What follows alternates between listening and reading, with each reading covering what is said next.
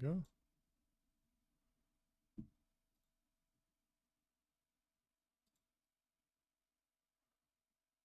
There we go.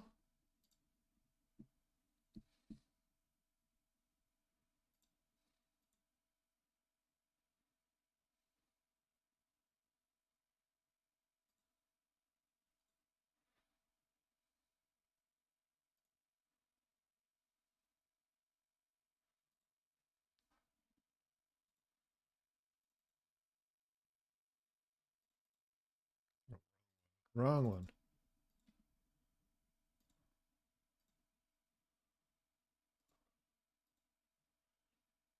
All right, got the thumbnail.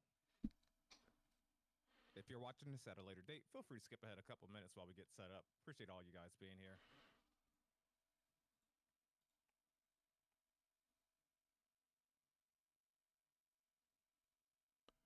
There we go. Welcome in, everybody. Hope everybody's doing well on this Tuesday, post Christmas special.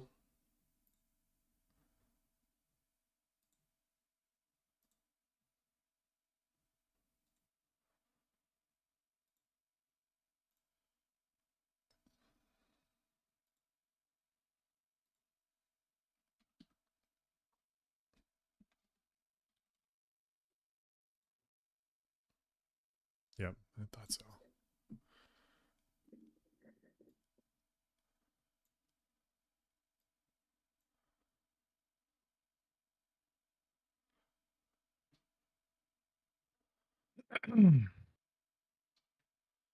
All right.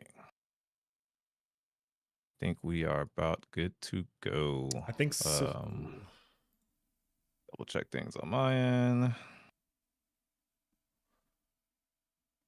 All right, we're good on Twitch and other platforms. All right. Move this over.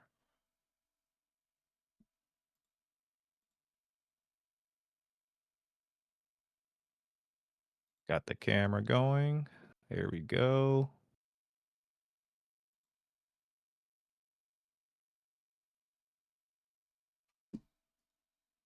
HD, Sawman, how you guys doing? Welcome on in here early. That's what I like to see. All right. All right, you good to go? I am. I'm ready. Lovely. So, welcome to another episode of the Voices of Verra, Ashes of Creation live stream / podcast with myself, Nice Gaming, and Is There No One Else? Live wherever you're watching us from. And really appreciate you guys being here today. We got a lot of fun things to do. Per usual, the lovely place of Reddit has provided us with some gems, and we're going to take a look at a couple of those and mix in some things from the forums too. I think we got a couple of things from the forums maybe on the agenda, but we'll see. But yeah, we got a couple of good Reddit posts. How was your Christmas? It was good, man. How was yours? It was good. Kids got spoiled. Oh, that's the way it's got to be. Yes, sir. Got them some new bikes too. I think that was probably their biggest one. Oh, cool. Yeah, well, you got our kids' bikes earlier this year. They got scooters, and so Nice. they had fun with that. All right. Here I should probably get the Discord chat pulled up. And we'll see what we're gonna tackle here first. Sure. Let's see. Where did we leave off before? Okay. So, okay, we went over that. Actually, this will be a good one because I actually covered this in my video. So the comment that Cookie sent me, I think that was in sent me in Discord. It's a smaller image. I probably should just got the image from the video itself. But I don't think we touched on it before. I don't think But I we wanted to did. get your feedback. I wanted to get your feedback on it. I know I touched on it in my video, but I want to see what you thought about it. So here, let me make it so chat can see it. Okay. See if I can.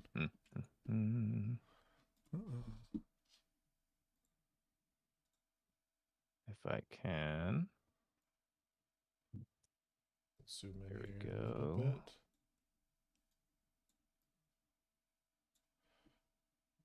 Perfect. All right. There we go.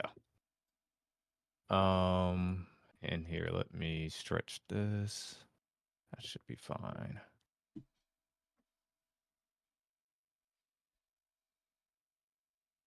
Okay. So we have this comment. You got to pull it up. Yep, I'm good to go. So some of you guys may have already seen this. I did include something relative to this feedback in my video. So Cookie on Discord added me saying something said on the Ranger Showcase video today might be something for you guys to discuss in the Voices of Verra. And as always, we like to do viewer requests, or if you guys find a cool forum post or a nice topic of discussion that you want us to touch upon, always be sure to send that to us either on YouTube. Discord is probably a lot more convenient, whether that be in my Discord, Elsa's Discord, or what would be the best is the Voices of Verra Discord. And if you need a link to that, let us know. But this is the comment. This is actually, I want to say, you could tell this was a while ago because this actually has about 400 and something likes per my video yesterday. But he sent this when it was fresh, literally an hour after the video was posted. And I think it's the most, like I said, the most liked comment on the Ranger feedback video.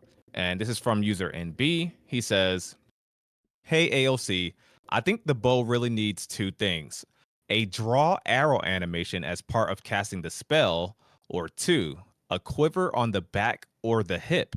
Firing an arrow out of nowhere with no animation of loading the arrow feels very odd and missing. Old MMOs such as WoW, ESO, and Lord of the Rings Online all have arrow drawing animations and quivers. So it should not be too difficult to add. Hope to see this. Thank you." So this was I thought this was a good instance of feedback. What'd you think? Yeah, I totally get this perspective. I understand where they're coming from. I didn't so I haven't done like a second comb over of all the individual abilities. I'm just, the one I keep thinking of is the quick draw one where they're shooting kind of rapid fire with the short bow. And Yeah. I actually posted something like this on my video. So there's actually I a few months, I want to say about 6 to 8 months ago, I went kind of in depth into like historical archery shooting on YouTube. You know how like one video leads you down a rabbit hole of a bunch of other videos like this. It happens to me all the time. Long story short, I stumbled across this guy. His name is Lars Anderson, and he's basically trying to bring back historical bow like archery.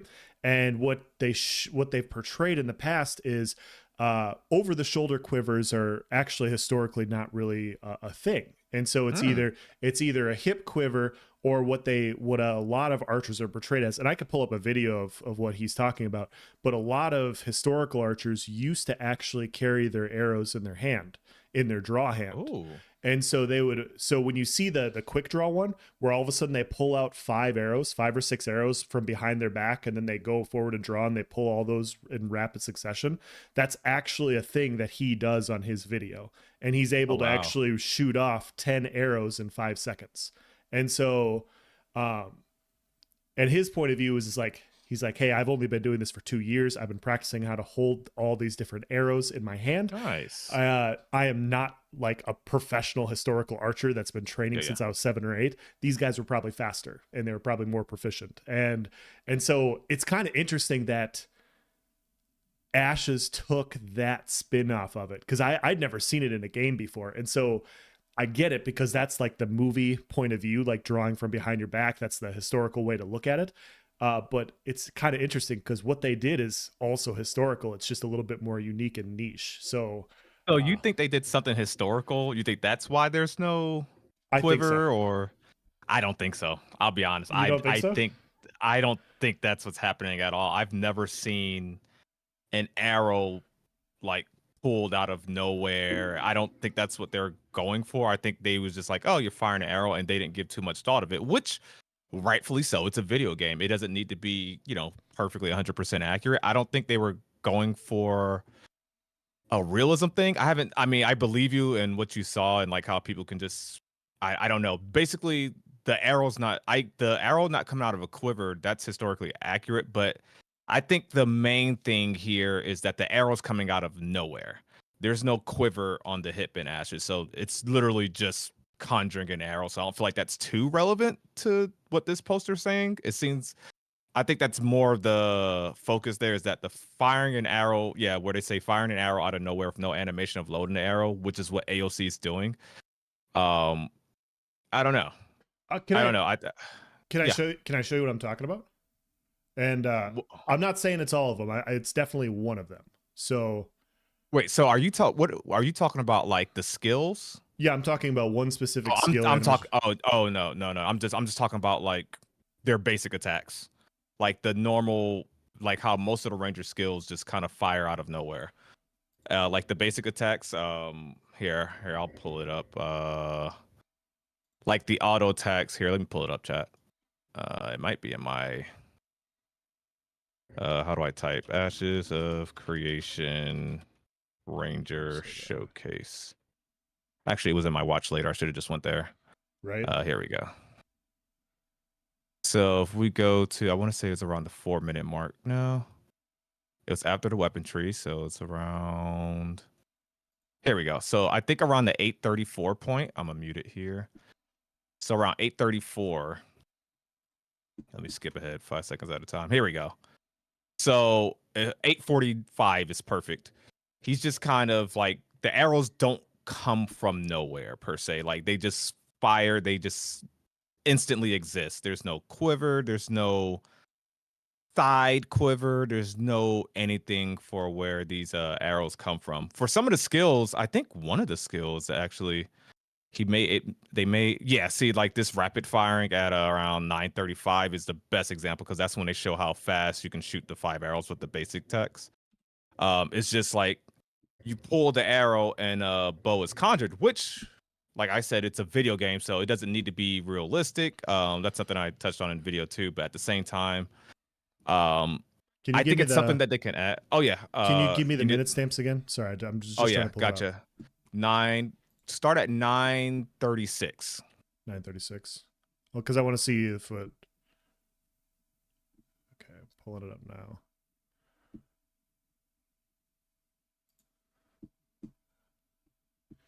Okay, go to display capture, minimize this.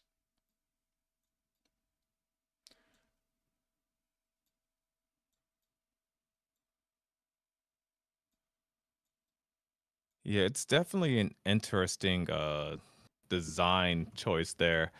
I think it's see, I'm kind of on the fence with it. I'm kind of like, okay, it's a video game, it doesn't need to be that serious. But I also touched on something in my video like lore reasons. You can just make up a lore reason on why they could do that. Like I was talking about like, maybe, we use mana for everything. So maybe it's like a magical thing. Maybe it draws from the essence. There's so many ways they can go about there's so many things that they can do to go about this without redoing everything. Cause I think if they add the quiver and the whole drawing the arrow from your back thing, then they're gonna have to touch every cosmetic set, unless they add that as a separate thing. But then you're gonna have to do like, because I know ESO, like their arrow and quiver is a matching set. Like, that's a whole cosmetic thing right there. But yeah, as of right now, the arrows are just drawn from the air. You pull I forgot what you call that. Well, the bow, I guess, but you pull the bowstring back and the arrow appears in their current animation iteration. Yeah. So I'm trying to find the exact basic deck. You're right. And so in that specific, and that's where it's interesting because I want to try and find the point that I'm talking about as well, because if they're trying to go with the historical route of like professional archers where they're pulling the arrow from their wrist and they're already carrying them in their fingers, then there's no quiver animation. And I wanted to show that I just wanted to find that would the be one. Cool. Yeah. And so that would be cool. If I can find the one, there's definitely one animation that they do that is very much like what I want to show. I just had to. I know where it is in my video. I just don't know where it is on the live stream. Oh, if you want to find it in your video, go for it. I need to catch up with the voices of Verra anyway. Oh, by the way, it's funny. Sawman typed this, and I actually read it the polite way. So he said, "OMG, it's Nice Gaming," and no one asked. Crash, how you doing? Ashes of Relation, thank you. Yeah, I've had this hoodie for a while. It's like I mean, it's long, it's big, it's warm. It feels so good. Cause especially cause I stream from my downstairs, and it's like a whole nother temperature, like most people's downstairs. And yeah, I ain't gonna lie, your boy's cozy gaming right now. Welcome on in. I just watched most of your video just before stream. I had to stop to get ready for stream, but Ashes of Relation posted a video. Really, really good intro. And he actually sparked a subject matter that maybe we could discuss on stream or I could discuss in a video, but I don't think so because I think he touched on it very well. And he touched on something that really grinds my gears sometimes, and that's the lack of a good and detailed skill description. And he used New World as a perfect reference. Yeah. So you guys definitely make sure you subscribe to him and check that out. But he goes into detail like how it says this skill will make you briefly invulnerable instead of just giving you a time frame. Is it 1 second? Is it 1.5 second? And just bad wording. It's just making some things too long where it could have been, just worded properly. So I thought that was a really good topic there. Oh, you saw that last night, loved it. Awesome. Isaiah says, I want to mayor a pirate city that pushes the best weapons for PvP. Ooh. Yeah, coastal nodes is the way, man. I think that's good. I think that's common sense. There's no way that not getting control over a coastal node is the way. Else, Christopher says hello from I can't even pronounce that. Lorania? Pretty sure it's pronounced. Okay. Yeah, welcome. Crash says only like 30-ish voices of Verra until Alpha 2, give or take. We're halfway there, man. We're halfway there. When you measure it that way, it doesn't seem too far away. 30 more episodes. All right. Okay, I think I have one here. It says, well, as traditional bow hunters do use back quivers more practical in the bush. Yeah, that's okay, I did find it. It's on the normal stream. So yeah, I'm not saying either one's bad. I like normally if I didn't go down this rabbit hole that I went down like 6 months ago, I'd be right there. I'm okay either way, quiver, no quiver. I just wanted to point out one specific thing that I was talking about because I wonder if they're adopting it. Yeah, it's I'm gonna pull the exact animation. There it is. So go to 3510. 3510. All right. Oh, you talking about like when he puts the whole bow behind his head almost? Oh, no. I see what you're talking about. So that's pretty cool. When he loads all of them, like, yeah. So that's the imbue ammo. I think that's the imbue ammo animation. Let me double check. So if you adopt that and then we go to I got to find the timestamp. That's cool. Yeah. And so that's what I'm curious about is are they substituting a quiver for having all of the arrows in your hand? And so I'm going to pull up this Lars Anderson clip as well, and you can kind of see what I'm talking about as far as holding it goes. So just here, let me do a 0.25 speed for you guys.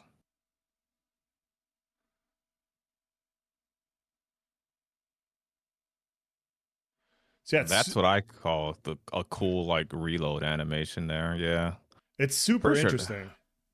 Yeah. Okay, here it is. Yep, that's the imbue ammo animation.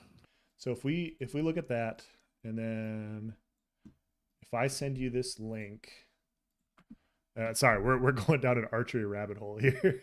I don't need to see the I don't want to play it just a copyright or whatever, but so yeah, you don't have to post it, but in the 340 mark, it just shows how he carries them in his hand. That's cool. So fun fact, I don't know if I've talked about this before, but I actually took an archery class in college for college credit. Did you really? Yeah, it's something very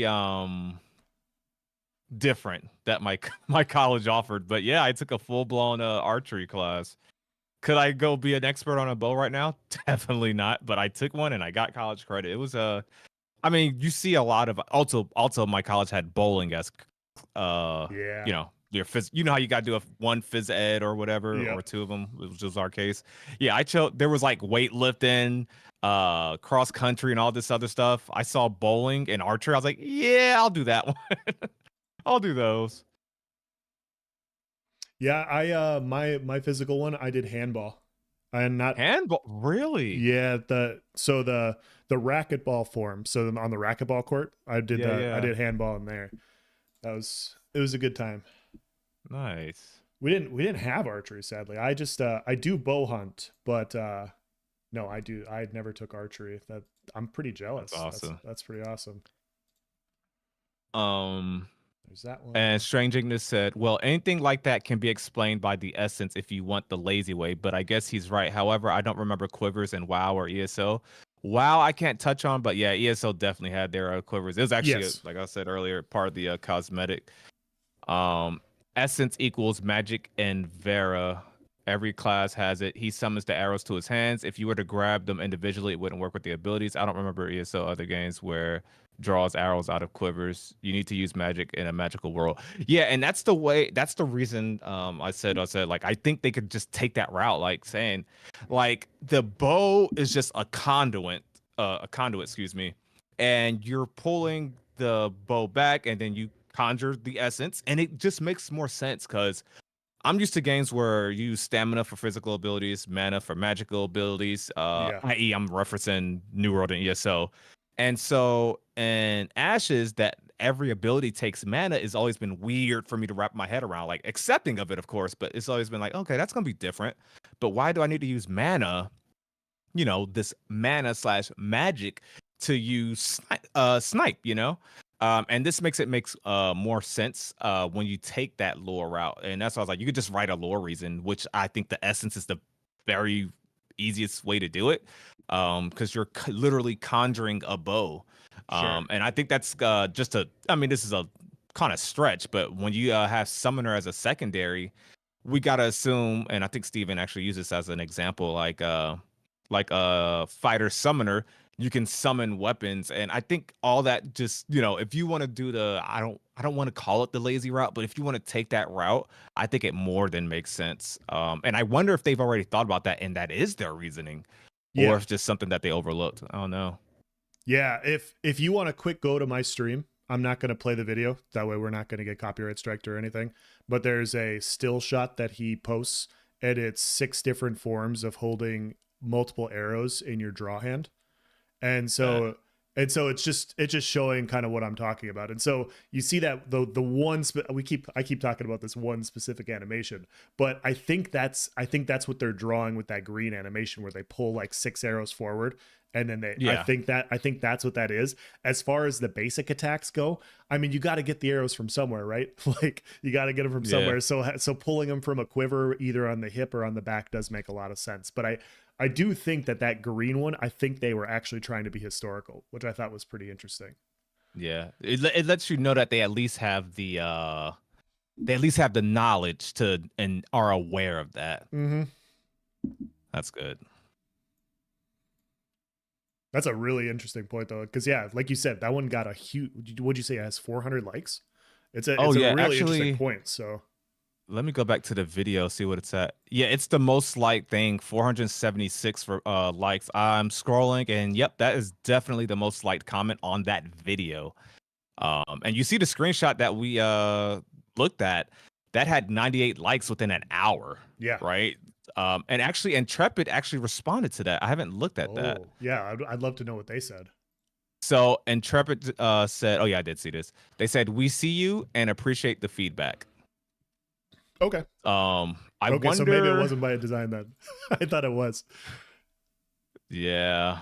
So I think it's just something they didn't, and this is a case of us just sitting around waiting for a game and overthinking and overanalyzing things.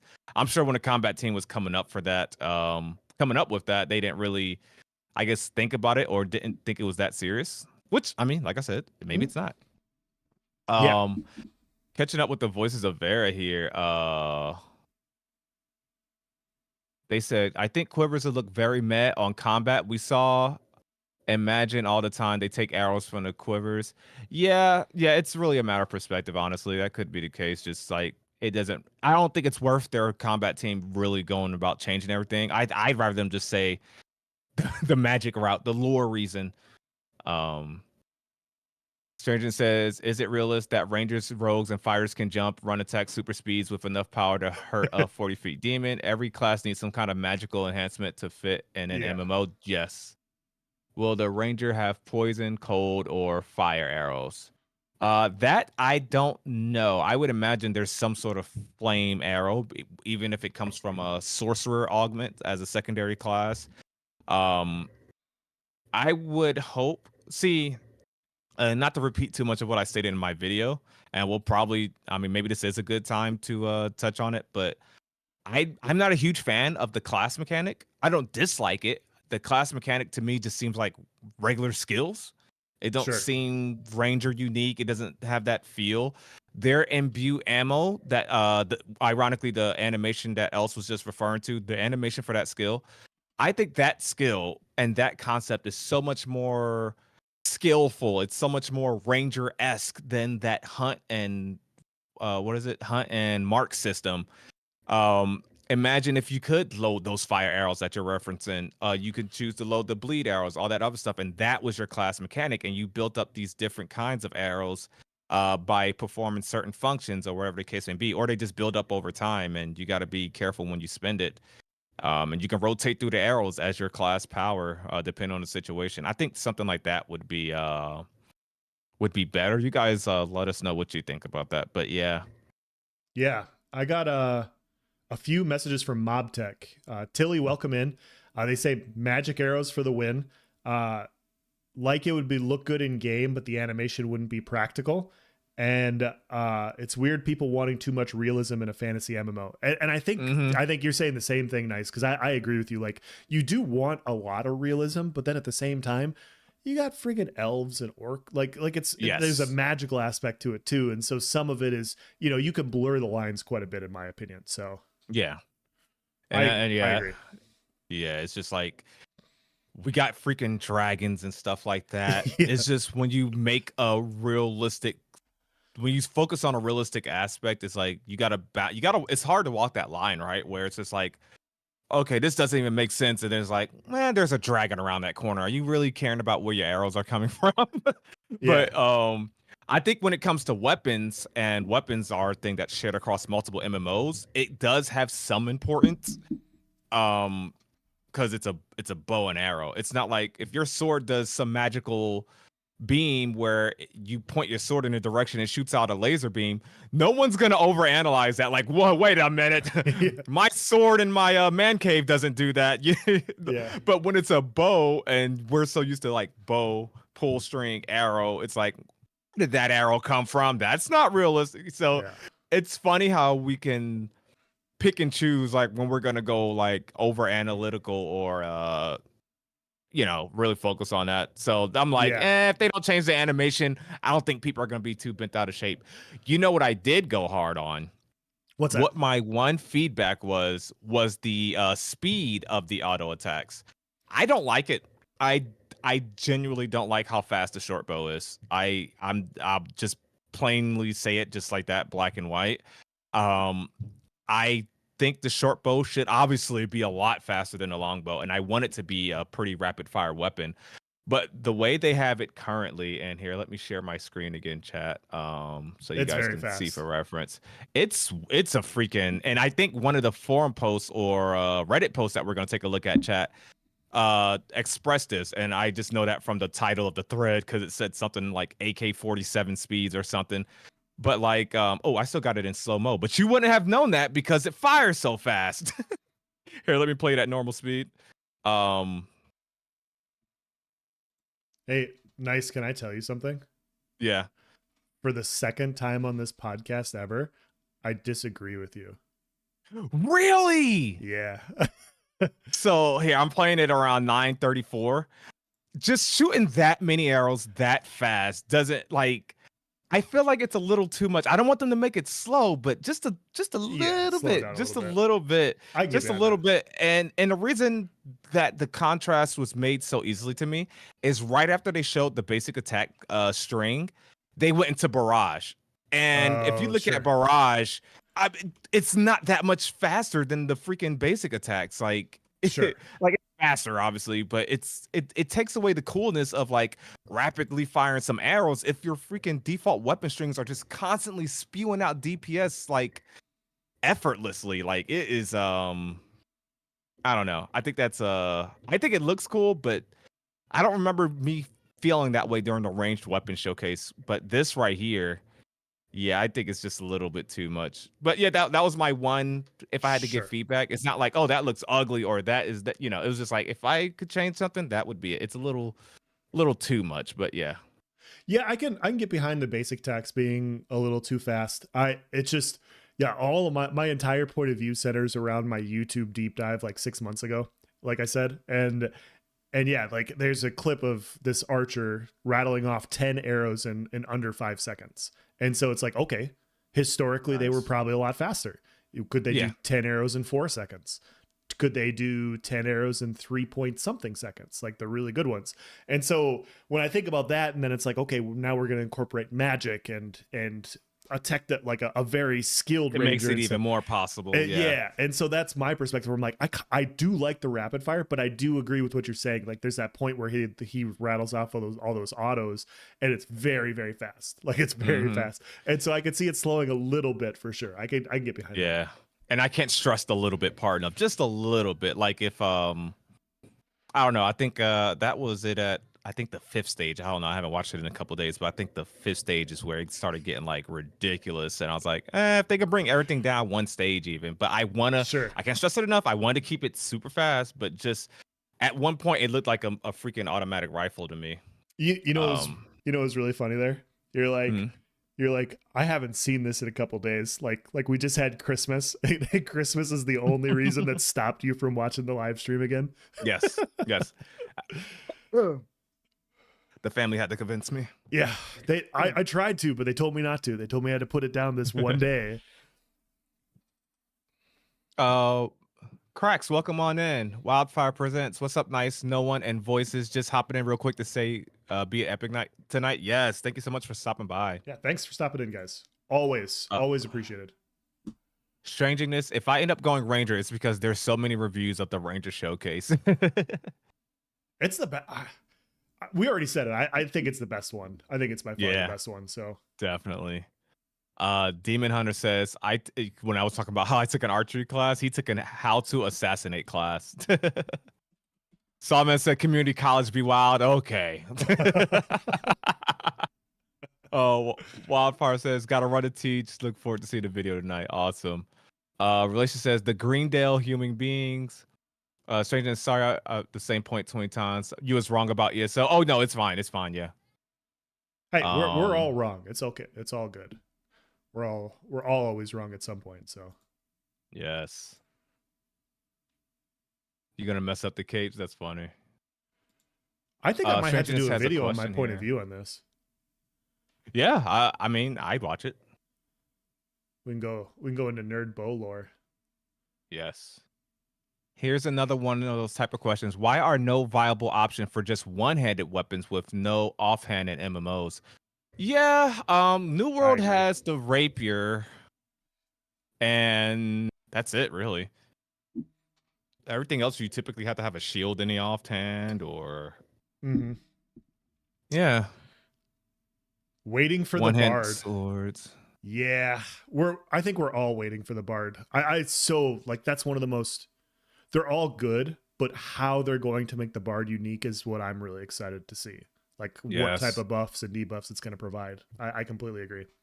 I think there's a lot of pressure on them. I have high expectations for their bard.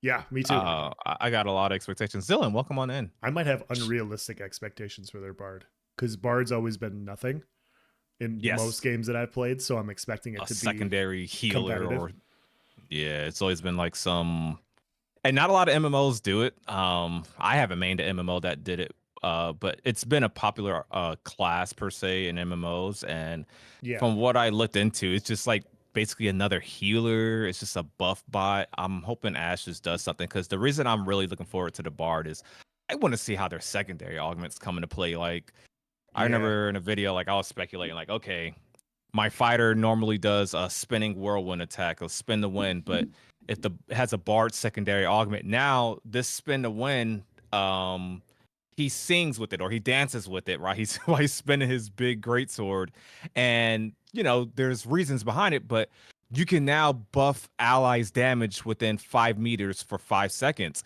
And the reason is because he's doing this battle cry while he's doing his spin attack. And now that motivates the troops. And you take that augment. And maybe as a result of taking bard augments that buff your allies in this way, you then sacrifice damage. And maybe I'm thinking too far ahead balance wise, but maybe you sacrifice 10% of your base damage on Whirlwind, but you increase allies damage around you by 15%. You can do a lot of different stuff. Not saying they all had to have a negative, like reduce your damage, but I think keep it simple. Like it just buffs you and your allies, gives you and your allies a certain empower / damage buff for a little while would be really cool. Yep.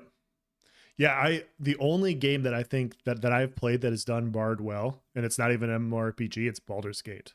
Like Baldur's Gate actually did a pretty solid Bard.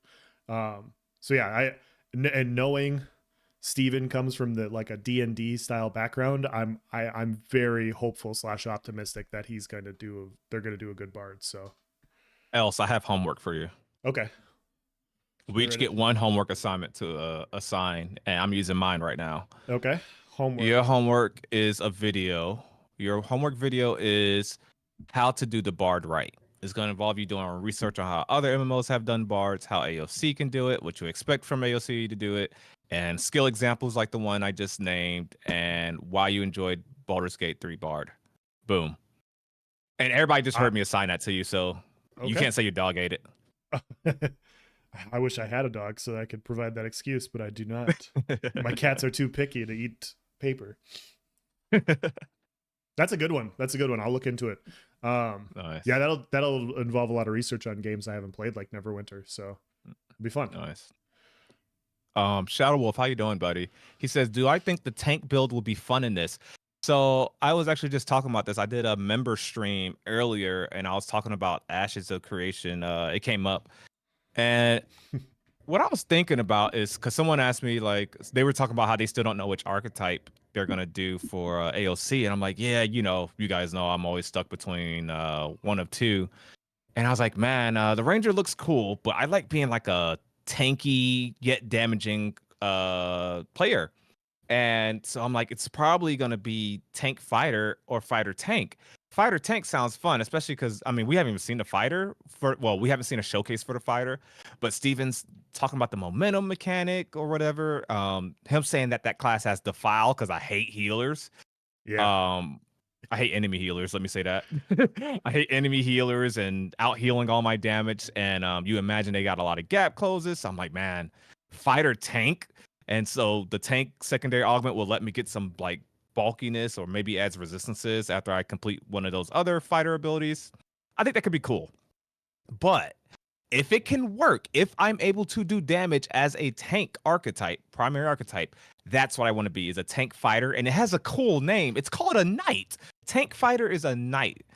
Fighter tank is dreadnought, but tank fighter is a knight, and I really want to do that. And I know this topic comes up a lot. I've seen it come up in the AOC Discord a lot. And people don't want tanks to be able to do damage. You're a tank, you shouldn't be able to do damage. I don't know why they hate me.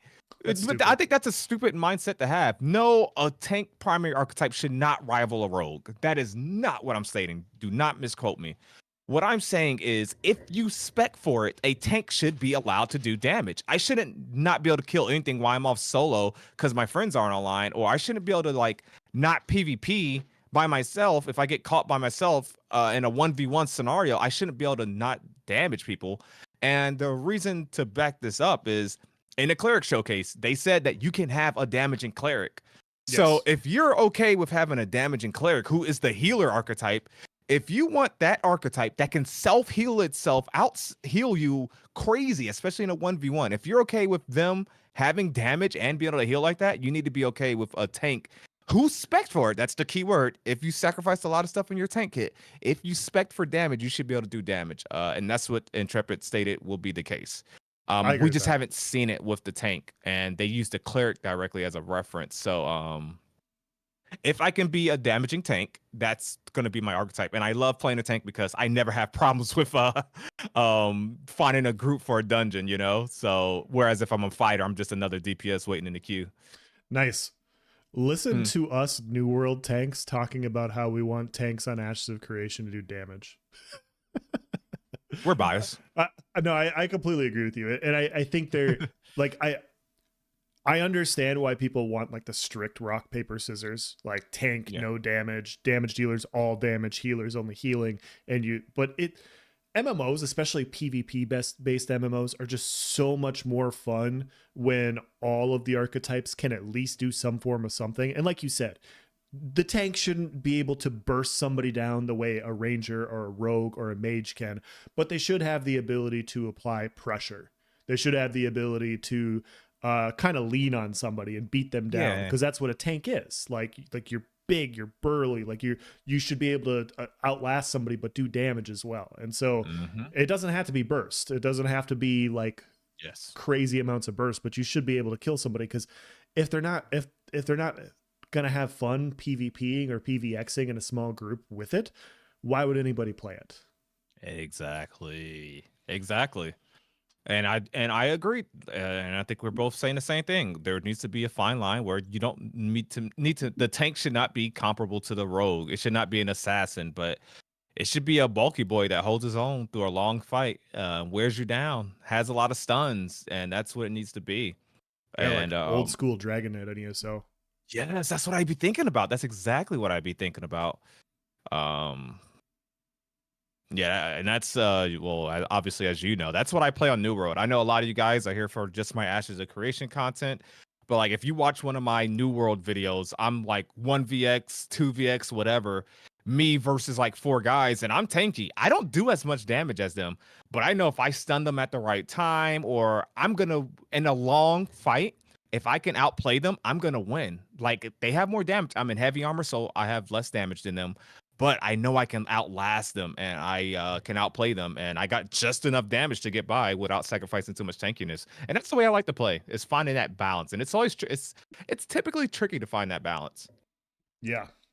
MobTech says we will have the secondary archetypes, so yeah, it's going to be more nuanced. Yeah, I completely agree. And so yeah, like Nice is saying, if you go tank fighter, you should be able to do damage. If you go tank rogue, you should be able to do damage. Like, yeah, obviously not as much as rogue or something like that, but yeah, like you should be able to kill things.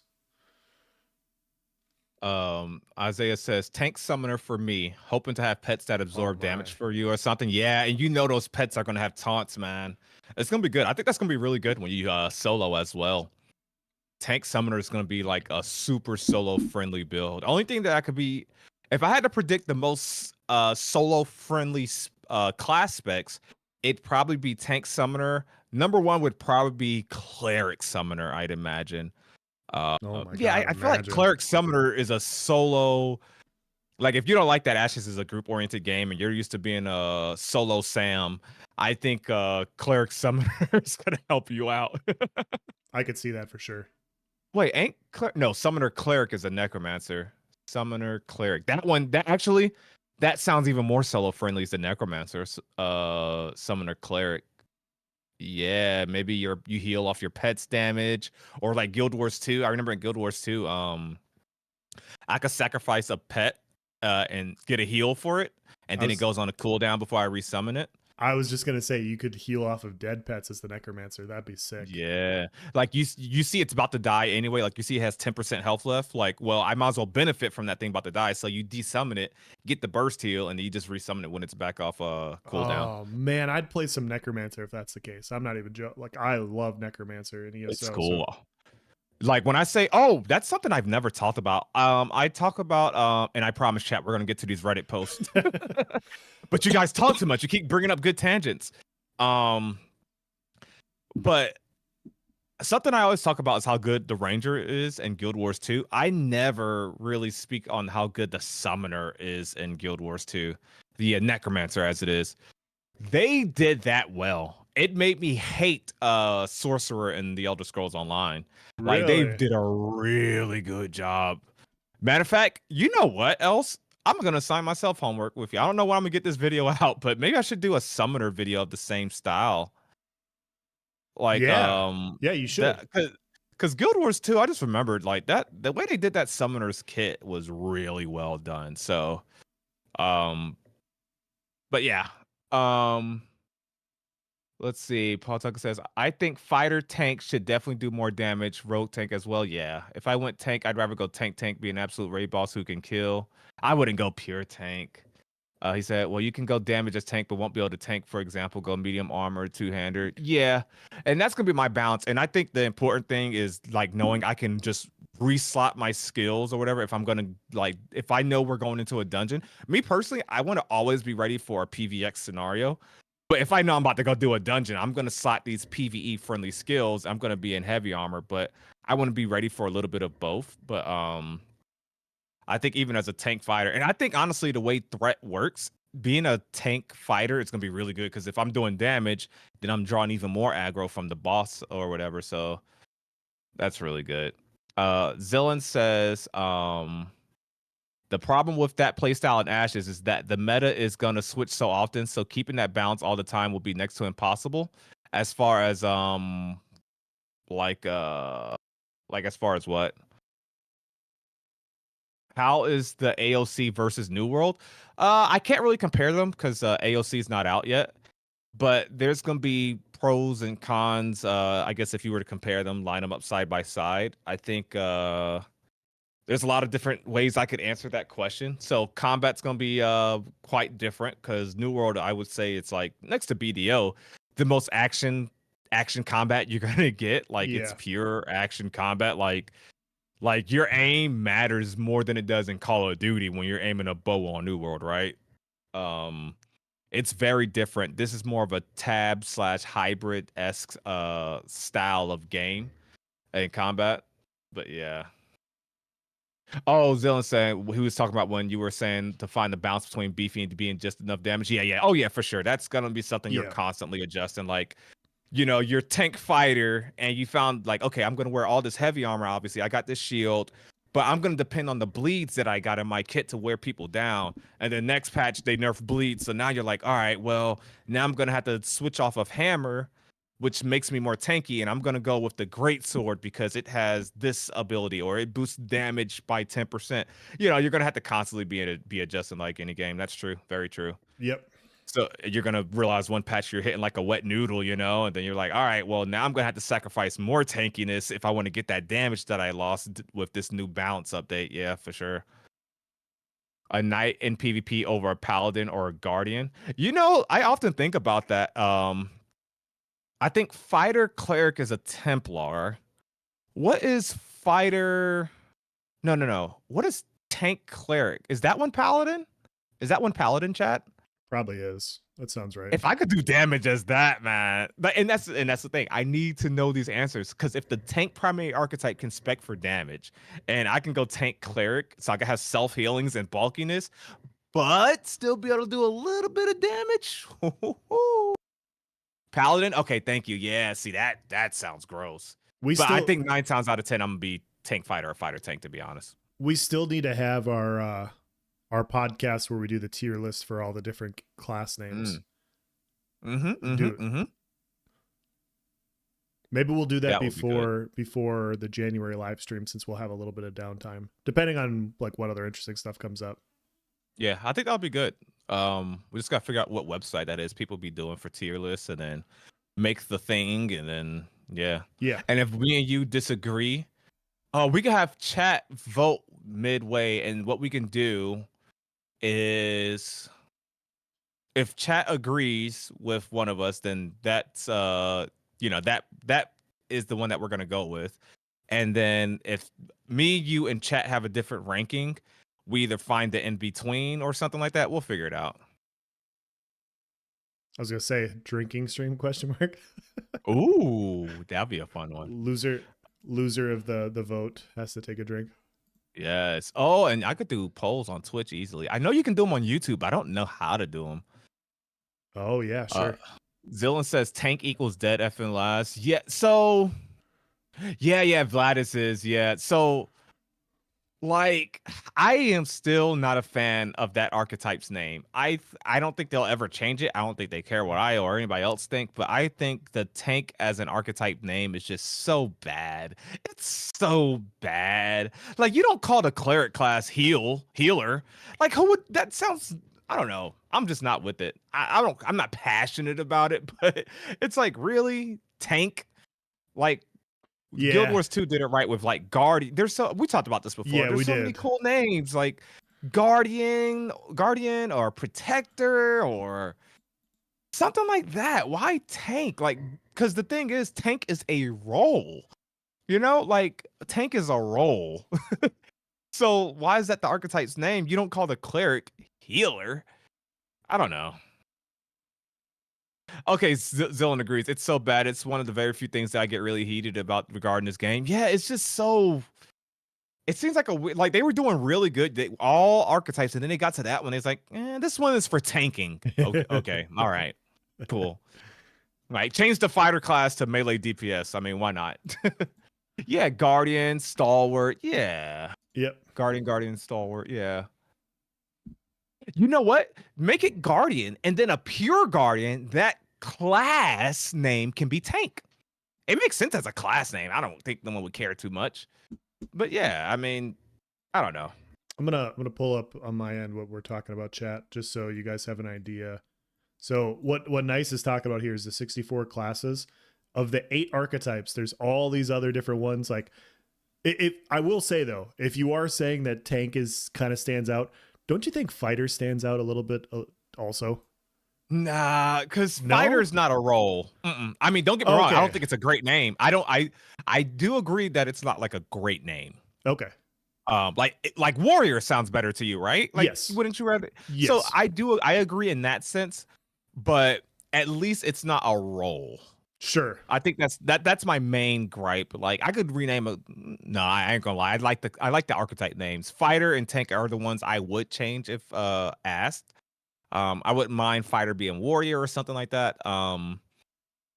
But yeah, I agree with you there. But tank being that it's a role is just like confusing. I don't know. Yeah, I do think the 64 classes are all pretty good names. Like, I do like how the class names are. But yeah, the tank stands out to me as kind of weird. And then yeah, when you look at fighter from that perspective, it's like, okay, that's okay. Maybe change them both. But yeah, but yeah, that's I can get behind both those. That makes sense to me. Nibiru 97 says, I don't think heavy armor should reduce mobility. We already know that it will be to combat physical, but you'd be weaker against magic. Yeah, I think that's a fair way to balance things. You're good against physical damage, but mages can light you up. Oh. Galwood says, by the way, Bard Cleric is now Songweaver instead of Soulweaver. Margaret and Steven confirmed this during Extra Life. I wonder what other ones have changed. Wow, so they're actually changing. Interesting. It's still being worked. I mean, like, we know it's a work in progress, but when you see something like that, it's like, oh, Songweaver. I like that. Songweaver? That's nice. That's really cool. What role is the tank class again? I will remind them of my rogue DPS on how lame of a name is a tank as a class name. Yeah. Yeah, if they add a new type of tank class, or what if a fighter, like, and they said this, right? The primary archetype of a tank is going to be better at tanking end game content, because I mean, that's literally, it's got so much in its kit.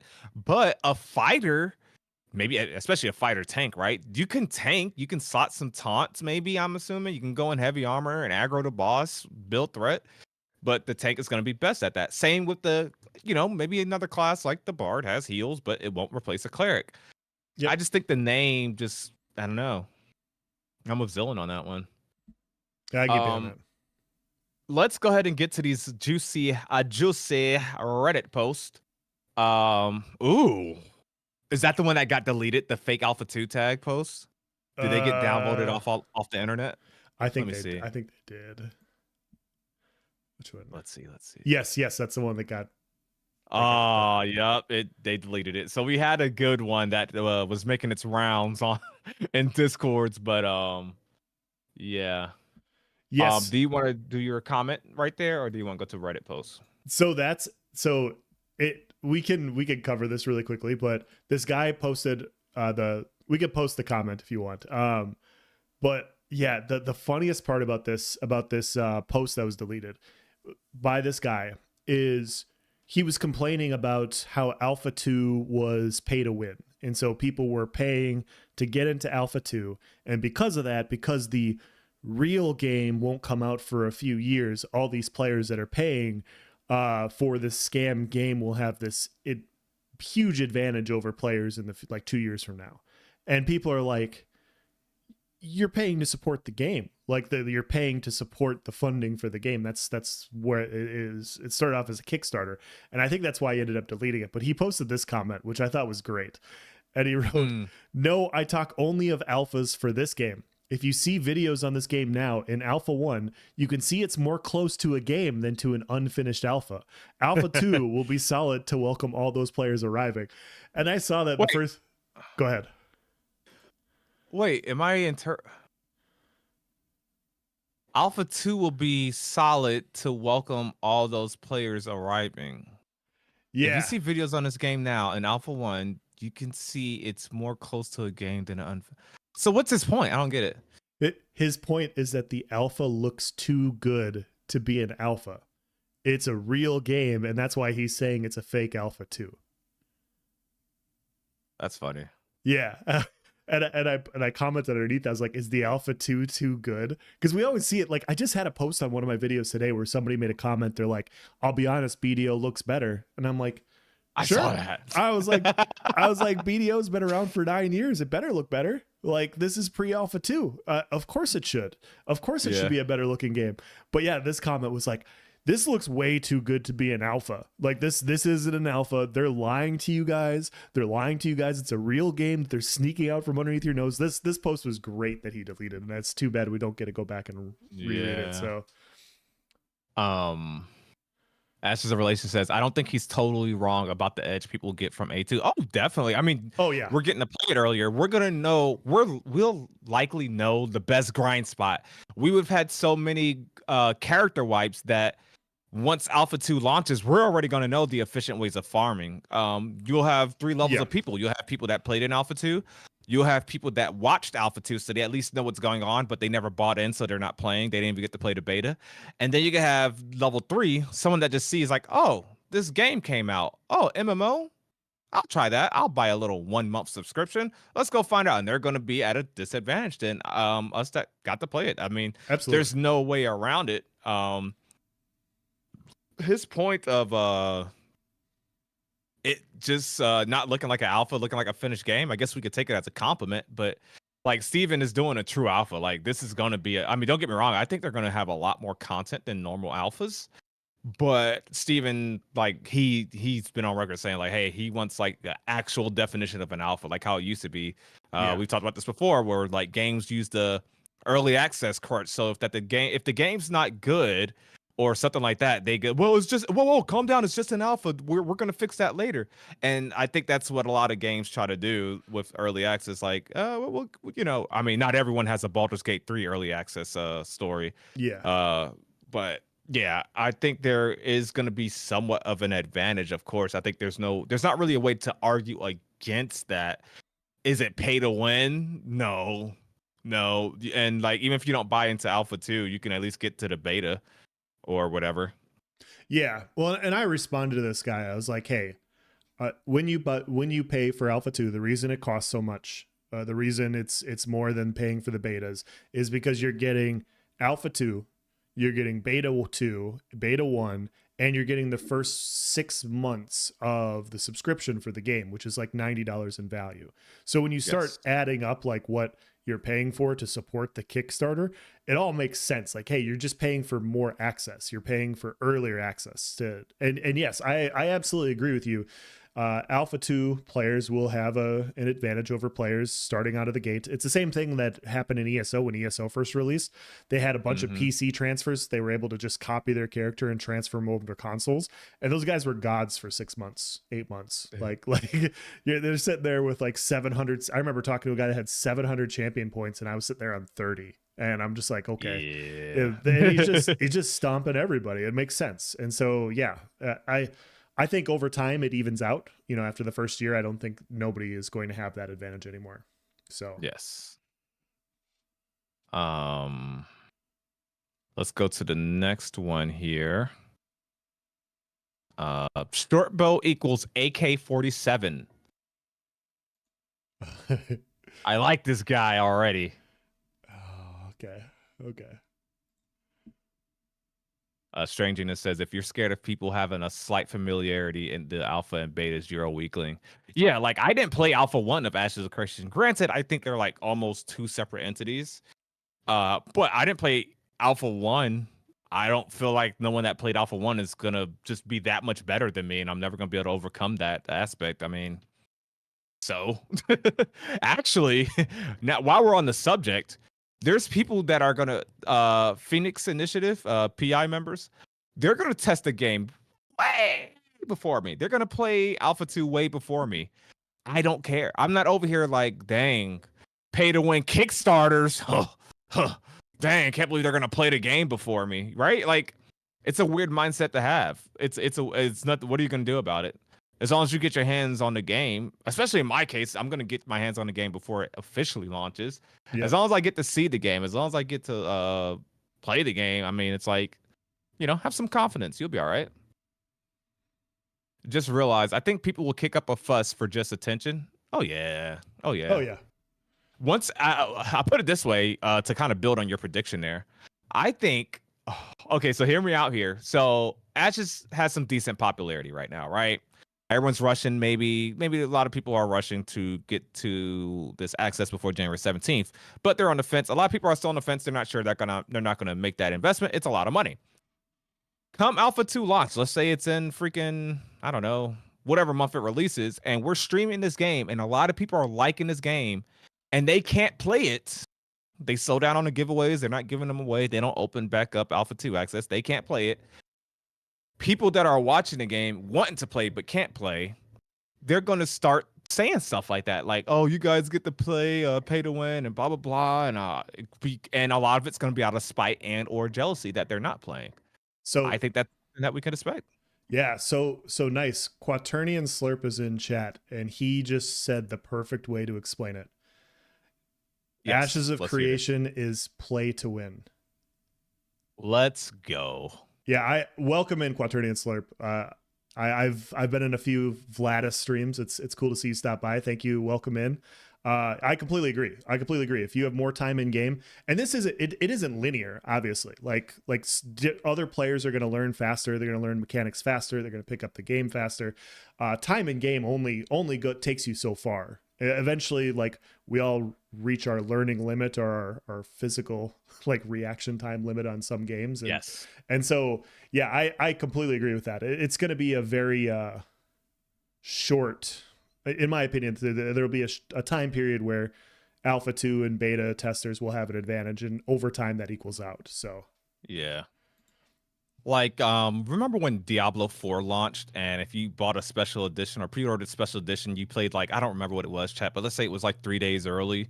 Like, were you, I mean, yeah, those people like got a head start on you, but were you worried about that you'll never be able to compete with them, like, ever? Yeah. Or that they were just going to be always better to you because there's that 3-day learning curve?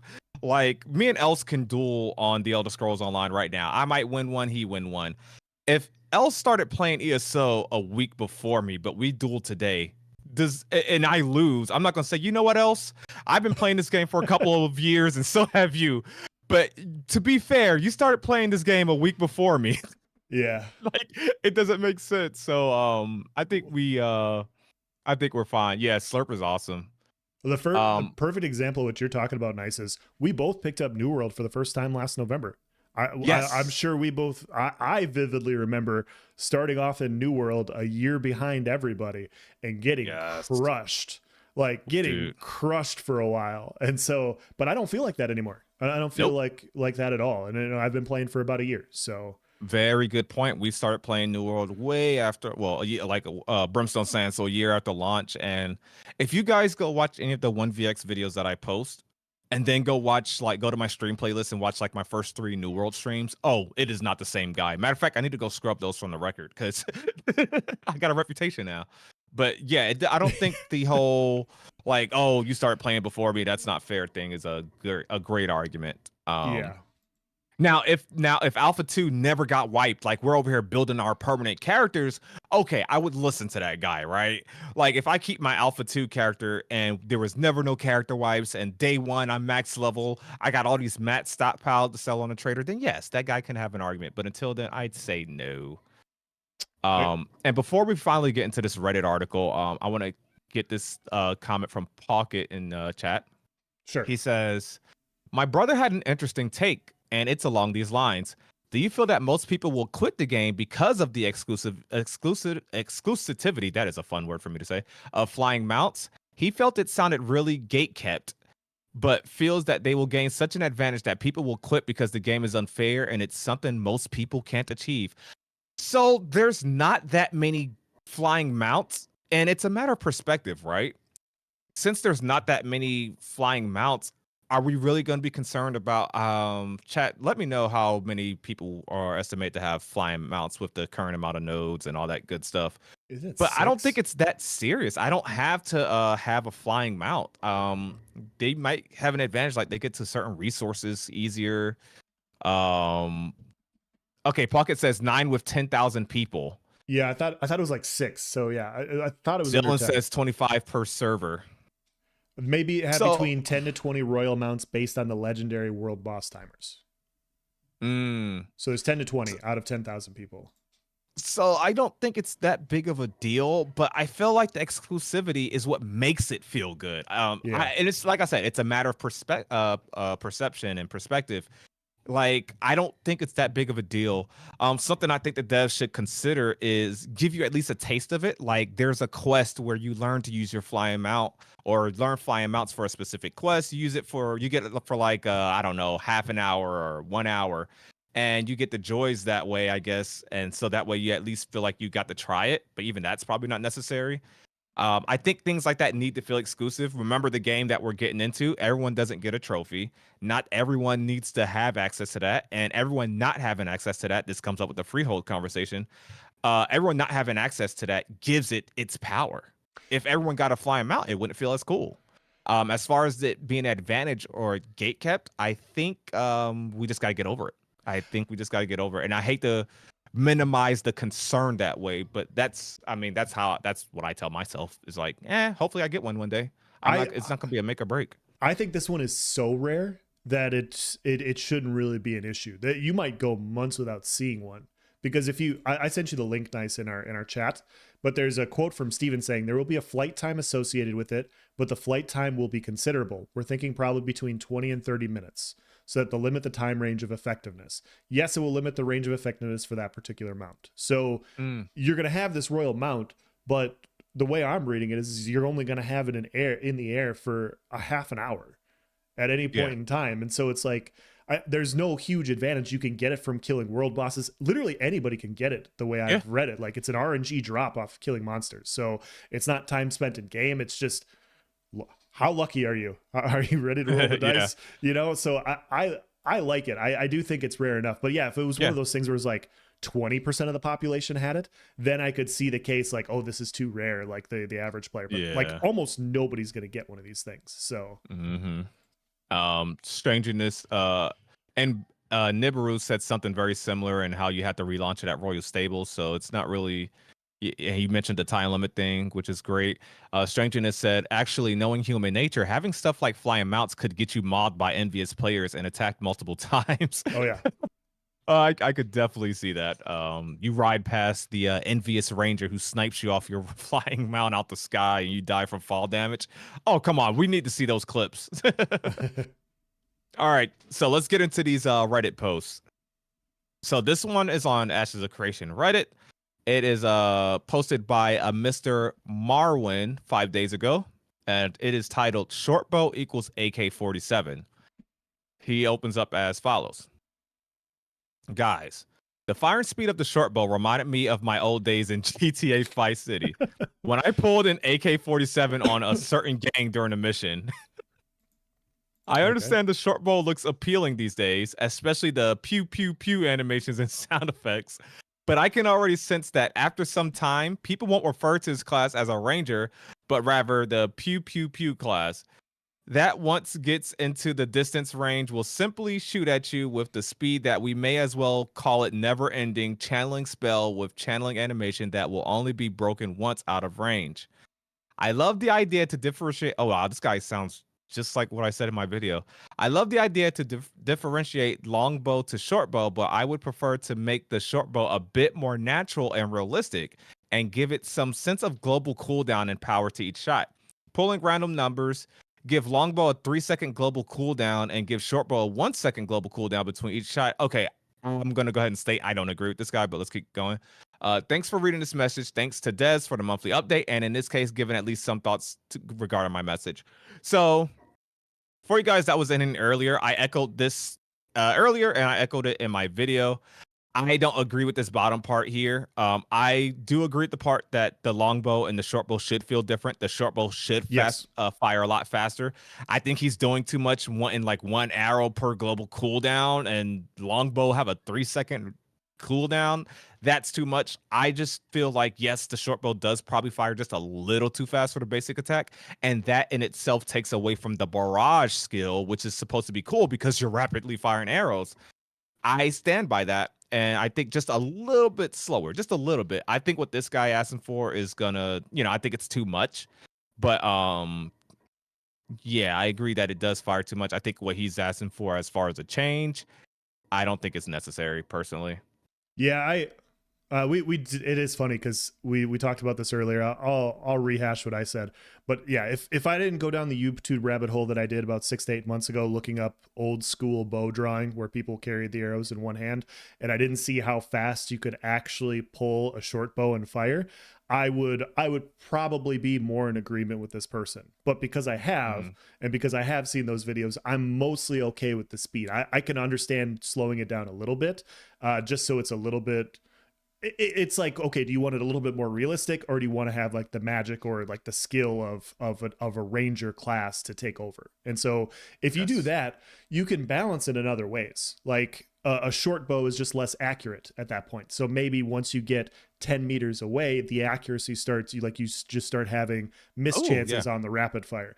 Whereas a longbow just has more hit power because it has more draw, like there's other ways you can impact the short bow versus the long bow. I love the idea of the speed overall, like as a whole. Being able to shoot the bow fast is something that short bows can do. And so holy crap, I love what you said. Not to cut you off, but I'm loving what you're saying. You had me thinking, and this is probably something I imagine Intrepid already has implemented with their accuracy and evasion stats. Yeah. I'm assuming the longbow is 9 times out of 10 always going to hit you because it's more accurate, it has a slow rate of fire. But maybe someone with enough evasion stat on their armor, that short bow, yes, it fires super fast, but after a certain range or just in general, it's deemed less accurate. Yeah. I think that's a perfect way to balance it, especially with the current fire rate. So I like what you said there. That's actually a really good way to go about it. And it allows the ranger to have kind of like a melee style, like, obviously melee are going to close the distance on you. Well, you want a higher melee style weapon.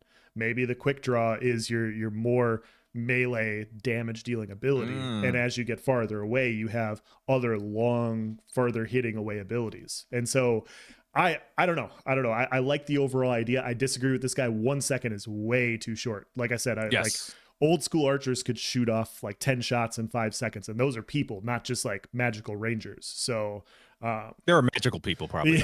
They were probably magical. They're pretty magical. So Zillan says this guy doesn't know what global cooldown means. I thought that as I was reading it, but yeah. Short bow, long bow do look different from. Yeah, they're definitely looking different. Look at the longbow airstrike in the previous showcase, way bigger. Yeah, oh yeah, they're definitely, that's the whole thing, is one is short and one's a longbow. Zillan says you can jump in the air and fire arrows into the ground that force roots to grow and grab people, but firing fast is what takes you out of the game. Longbows should have more hit chances. No, I was saying that the firing, I don't know if you were here while we were discussing it in detail earlier, but the fast fire rate was a little bit too fast, unless you're talking about the op of this one. All right, so I have the next one pulled up. I got a couple comments over here. Oh, go for Somebody commented, they said Ashes of Valorant. it. That's pretty good. Going way back earlier, Evan said, got a comment from Evan, said, ESO Hestramain, ready to get that Alpha 2 know-how so I can expose else. All right. All right. I get it, guys. Be ready. Yeah, it's, I'll be ready, I promise. And I'll get exposed anyways. But yeah, no, I agree. I could see it slow down a little bit, but yeah, overall, I like where I gave it a 10. I gave the live stream a 10. I can't critique it too much. I liked most of it. So yeah, like for me, that was I was like, okay, if I did have feedback, what's the one thing? I was like, maybe slow that rate of fire, but it's like at the same time, it looks freaking cool, like to rapid fire like that. Like I'm just picturing myself, S keying like I do, and then just pew pew pew. So it looks cool in that aspect. So we have our next one here. Let me zoom in a little bit more for you, chat. All right, so this one is on the AOC forums actually, and it's titled "Favorite and Least Favorite Mechanics to Face in PvP." You can go for this one, else. Yeah, I thought this was I thought this would be a good discussion point because I don't think this is something we've talked about. It's from Wandering Mist on the forums, and he says, when making a multiplayer game, it's important to think about mechanics that are fun to use, but also fun to play against. With that in mind, I'd like you to list the mechanics you love to play against, as well as mechanics you hate to play against. I'll start. I love to play against positional-based abilities and terrain-based CC. Terrain-based, like crowd control, is that what he's saying? Or does CC mean something else here? No. Terrain-based. For example, abilities that have different effects depending on if the target is facing towards you or away from you. For terrain-based CC, this is something quite in common in games like League of Legends, but rarely seen outside. Okay, I haven't played League of Legends, so not much. Yeah. Where you have some kind of knockback ability, and if you knock someone into a wall, they get stunned. Okay. So if you knock them into water, they, have a harder time getting up or something. Okay. Interesting. I hate playing against any kind of invisibility or stealth. Especially when there's no visual indicator that someone is invisible near you. That's it for me. What are your favorite and least favorite game mechanics? Disclaimer, I'm not making this thread as a member of Intrepid Studios, and nothing in this thread is meant to provide feedback to the developers. This is purely for fun and an interesting discussion point. I agree. I think this is a very, very interesting discussion. Very.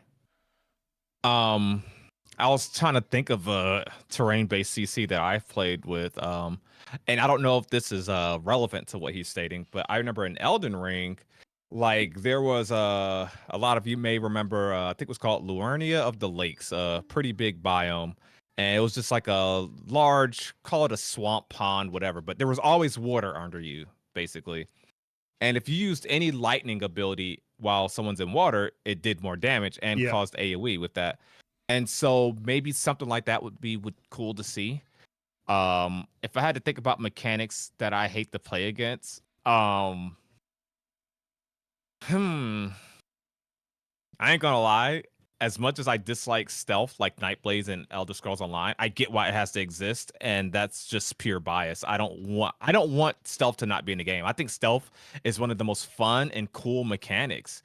And why would you want a visual indicator that someone invisible is near you? Doesn't that kill the whole point of stealth? So I disagree there.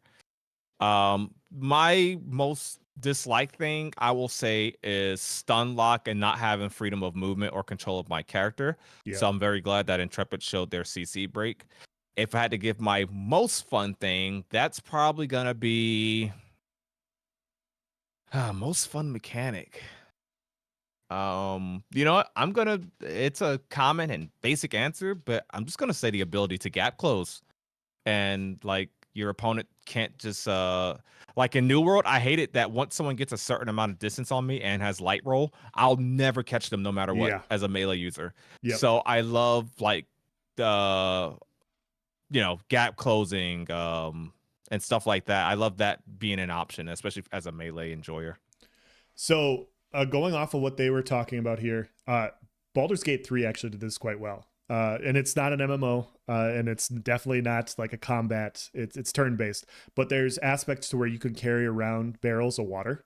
And in the fight, you can throw and break a barrel of water underneath your enemies, and you can cast ice spells to freeze them in place. Or you can do the Nice. same thing with oil and fire. You can do fun things with water and lightning, obviously, and you can amplify lightning damage. And so you can pick and choose your terrain in Baldur's Gate 3 in that way in order to win fights. There's a very specific fight where you can pull a boss onto like a piston, and the piston one shots the boss. And if you don't do that, it's actually a very, very difficult fight, but it's knowing where you're at in your surroundings. And so those types of mechanics are really interesting. I don't, it would be interesting to see if they have those types of things in an MMORPG like Ashes. But I've never played an MMORPG that actually has in-game mechanics like that. Water is a slow, but I think that's basically it. Can you think of anything else like an ESO or New World that functions mechanically like that? I can't. Yeah. And so Slurp here says May Ice Wall in Overwatch. That's a good one. That's a really good one. Yeah. You know what? And I don't know if the developers intended this or not, but I got to thinking about terrain-based CC or a stun, like how he was saying, you know, you stun someone against a wall and that causes Yeah. them, you push someone back against a wall and that causes a stun. So in the caravan showcase, I think I don't remember the name of the ability, but I'm just gonna call it repulse or repulsor. Sure. You know, the thing around the caravan that just Yep. shot them back. I don't know if it's intended to shoot enemies vertical, but I was just thinking about it, like, what if that causes fall damage? Like you repulse someone near your caravan, they shoot into the sky, and now they dead from fall damage. Yeah. They try to jump from up top, and then you hit it at the right time. So now it's going to push them in a direction that they came from. So it's going to cause fall damage. I can't really think of any terrain-based CC. Now, environmental-based things, I like playing around that. I think that could be a fun concept. You're fighting in the swamp, so everyone's movement speed is, it's like a default 10% snare. Yeah. Unless you stay on the main path. You know, I would like to see like your area become a factor mid combat and knowing when to use it. Playing like a King of the Hill, there's only one spot that's not like AoE poison, so you get a ranger in position up there. I could see that being fun. Those of you that played Pokemon, like I think if you're fighting in a certain environment, your type got more damage, little stuff like that. I could see it. I could definitely see it. I don't think it's something to like be mandatory, but I could definitely see the fun in that for sure. Yes. Slurp with another good comment. The key to having stealth in your game is some sort of anti-stealth. I completely agree with this because we know as Elder Scrolls players, Nightblade would bounce back and forth with Cloak from being useless to being the strongest skill in the game. And it was very rarely useless, I'll be honest. But there were a few patches where like everything would pull you out of stealth, and it was just like, okay, well, what's the point even having this on my bar? And then there was other times where it was so powerful. It was like, nobody can touch me. Nobody can touch me because nothing pulls me out of stealth. And so yeah, I agree with that. As far as my mechanics go, I do like. I agree with everything you said, Nice, about like the S key mechanics of New World is something that I wish that they would adjust. Being able to light dodge, roll, jump, and basically you're out of everything for 15 seconds until the next skill. And like I think that's a mechanic that's a little annoying. I think it's not as enjoyable to deal with or enjoyable to play with sometimes. My favorite mechanics that exist in the game is just I like the give and take of combat to where combining burst combinations to really try to nuke your opponent. Your class has a specific set of skills and abilities, you know, like Taken, and you have a specific set of skills, and you can basically weave out combinations to nuke your opponent. And players then playing against that type of class or archetype, they know what those combinations are, they prepare against them, and it's like a cat and mouse game of like, okay, how do I stop their burst combination? How do I get my combination off? And a really well done game incorporates the defensive and offensive capabilities of classes and archetypes to where it's fun and engaging to have those types of fights, to where if you get nuked, you're like, oh man, I needed to dodge roll here, or I needed to block this. If I block this, then I'm fine, but I didn't, and I lost. And those types of mechanics are fun. That the avoiding the unfun mechanics of like easy survival, I guess. Proc sets. We can go Yes. in depth about proc damage or proc healing sets, stuff like that, or just surviving due to your combat mechanics, like too long of cooldowns on your gap closers, for instance, like in New World or whatever. So,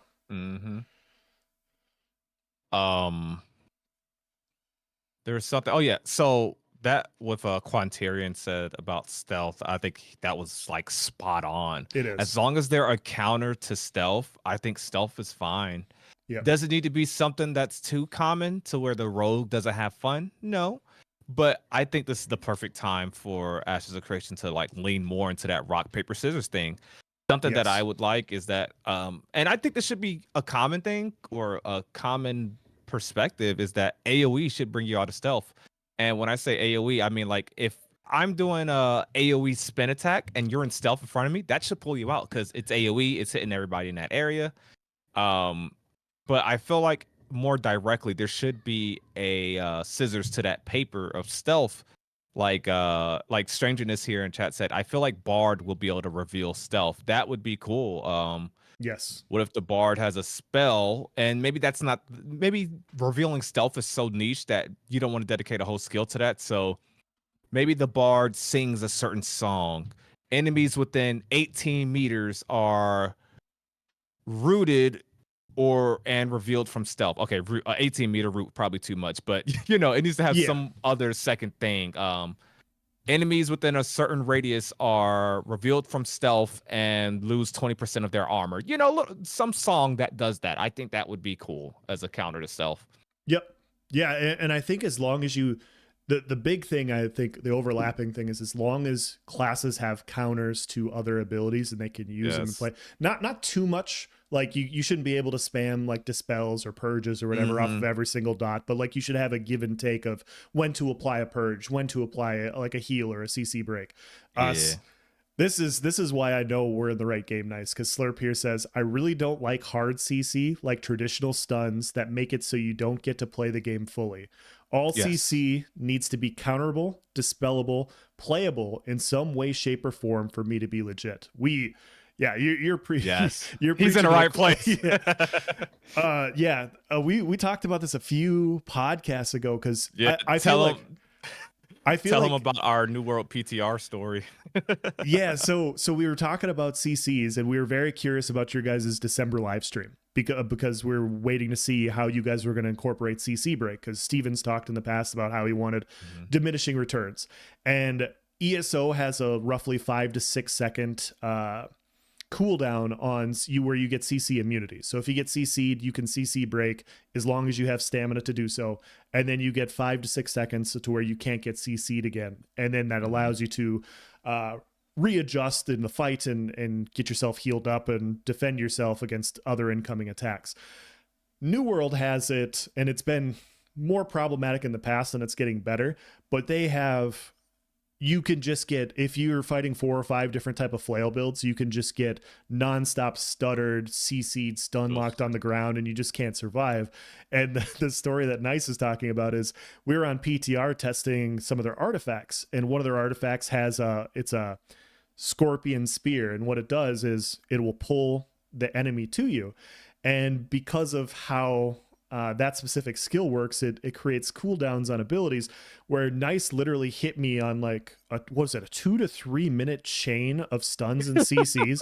I want to say it was 2 to 3 minutes of Nice just I had no control of my character, and it would have continued to go that way as long as I had health on my health bar. And I was just like, after 2 to 3 minutes, it's like, dude, just kill me. Just kill me and get it over with. Cause like, this is just, I didn't do anything. I couldn't do anything. I was just stun locked. And yeah, I didn't know you wanted to play too. And yeah, it was on the PTR. We were testing, and it got better. They made adjustments after the PTR, but it was just like, those mechanics are not fun. They're not fun or and enjoyable at all. So I agree. I have to share a hilarious comment Pocket made when we were talking about how the Bard should be the counter to the Rogue and reveal a lot of stealth. He said Bard sings poorly, and so rogues have to cover their ears, so they got to come out of stealth. That's good. So the next Reddit thread that we have here is the some holiday cheer and leaks from Intrepid Studios.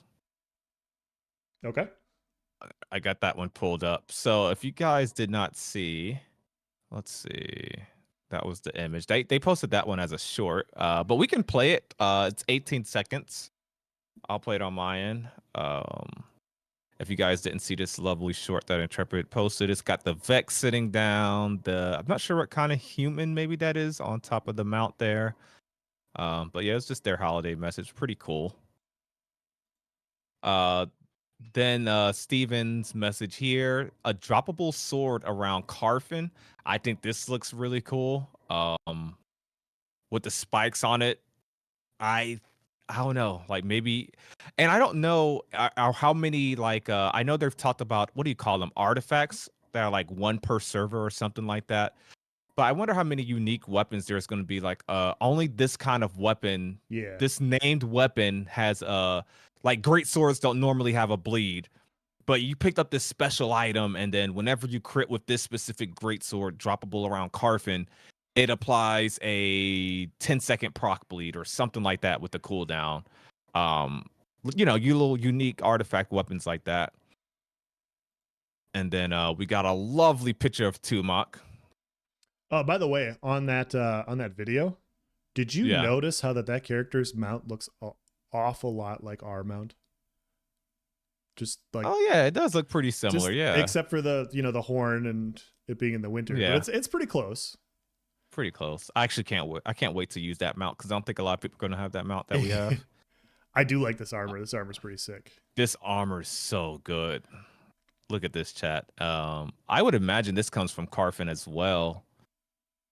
I see hints of like corruption or blood like vibe with that. So I don't know if they've already mentioned where it came from, but the helmet kind of reminds me of some of the armor on the characters in Elden Ring for whatever reason. It does. Yes, there's actually a helmet like it was the fat suit. You had like a really fat belly. Yes. Oh, I'm sorry, chat. I haven't been sharing my screen this whole time. I'm such a professional streamer. I'm a professional streamer. I don't know what you guys are talking about. We've all been there. Sorry, chat. I'll kind of go through everything, but this is the armor that we're talking about.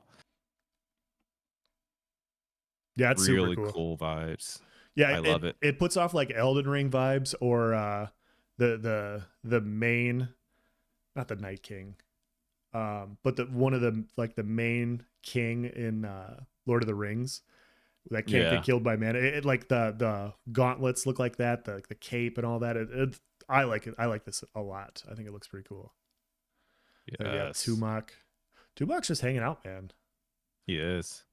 And I think this turntable was titled hair update, as you guys can see here. So we get to kind of pay attention. Obviously everything else is like grayed out, but pay attention to the hair physics, like just how it looks. That looks really good, man. And some of the monthly live streams, like you get to look at the character face and it doesn't look like super detailed, and you see things like this and like, or you see the character creator stream and it's like, man, they did such a great job. But I think they have their settings typically turned down, or they don't zoom in quick and close enough, so you don't really get that. But man, like people forget how great these character models are looking. And I think that was it. Oh, the red armor. Man, that's so good. It's so good, man. Yeah, and then Steven had that really nice message that he posted yesterday as well, which is pretty cool. Yes. So here's an interesting one. So I was actually going to post this in our chat, and like I came to post it and I saw that you had found it too. So this would be a good one. So let's take a look at this one, chat. What aspect? That one? Yes. Yeah, I'd like to hear feedback from the community on this one as well. All right. So, hold on. Strangeness has something before we get into this. He says, fighter class utility idea. Fighter is able to jump on a boss's back when it gets below 25% health, like in Monster Hunter, and do an interactive attack where you hit your auto attack button. Oh man, that sounds cinematic. Yeah, that could be cool. That's a really well done game. I was recently a guest on oh gosh, what's the I'm trying to remember the name of his podcast. I can't remember, and I feel so bad. I don't want to just say his name. I want to shout out the podcast. Uh, anyway, Yokai Theater. Let's just say it. Yeah. I was a guest on Yokai Theater's podcast, which I think that is the name of the podcast. Yeah, he's Yokai. Yeah, okay, yeah, I got that right. Anyways, we were talking about loot drops because that was the developer discussion and loot drops, and we brought up Monster Hunter a lot because apparently he used to play Monster Hunter. I used to play Monster Hunter. I used to really enjoy that game, and it was very diverse with its loot and very specific. Like if you want to craft a certain bow that was made from parts of that monster, the recipe would call for 3 monster tails. Well, that wasn't just some RNG random thing. Once you kill the boss, you got a chance of getting a monster tail. No, no, no, no, no, no. You had to cut off that tail, which means you had to use a slicing weapon at some point during that fight or slicing ammo and aim it at that tail. So it felt really rewarding, and you can cut that monster's tail off mid combat, which is really cool. But cutting off that tail didn't guarantee it, which is weird. Like you cut the tail off, but you then have to carve the tail, and then you still have an RNG chance at getting that monster's tail. And so we were just talking about the subject of RNG drops, like how rare should loot be? And obviously the easy answer is like it should be, walk the fence, or be on the fence about like 50-50, like, oh, I want it to be rare but not too rare where I'm grinding all day. And I don't know, it's just a really interesting topic. Me, I like when I gotta work hard for loot. I hate when it's victim to RNG, but I understand it. I know me and you, we go through it with artifacts on New World when we got to complete a full dungeon, and there's like a Yeah.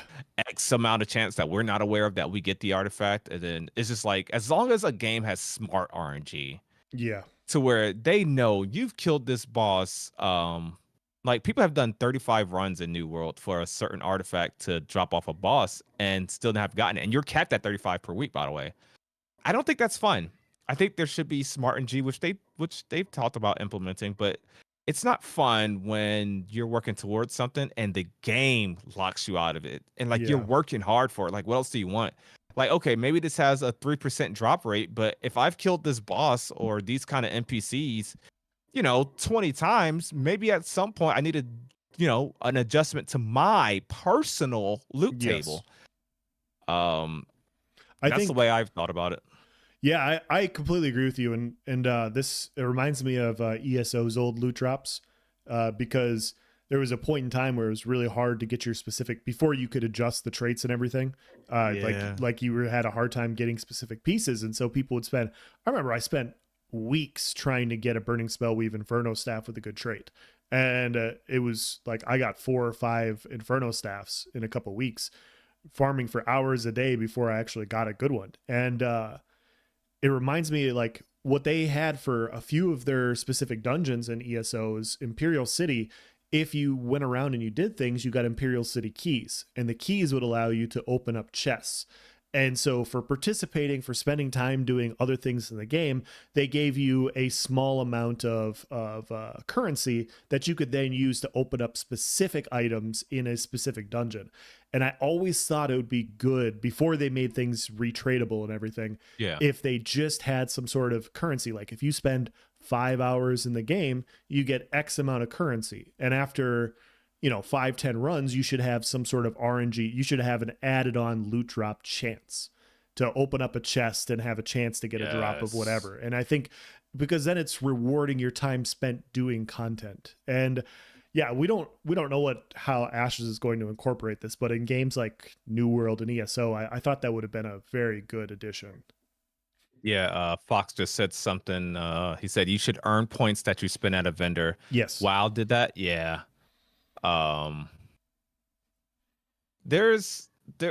I think, I mean, I hate to keep using New World as an example, but we almost saw something with the the named item system at the Gypsum Kiln.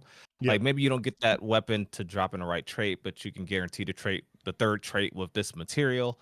Anything that mirrors what you just said, where there's some sort of currency to protect you from what is just known as bad luck. I mean, I'm all for it, and I think it's very, very healthy for the long term of the game. No, you shouldn't just be handed things, and yes, there should be a grind. There should be difficulty. No one's saying that there shouldn't be. It's rare drops are okay, and we get that, but at the same time, there needs to be some sort of protection, or how should I say this, acknowledgement of the dedication that the player has spent in trying to get an item.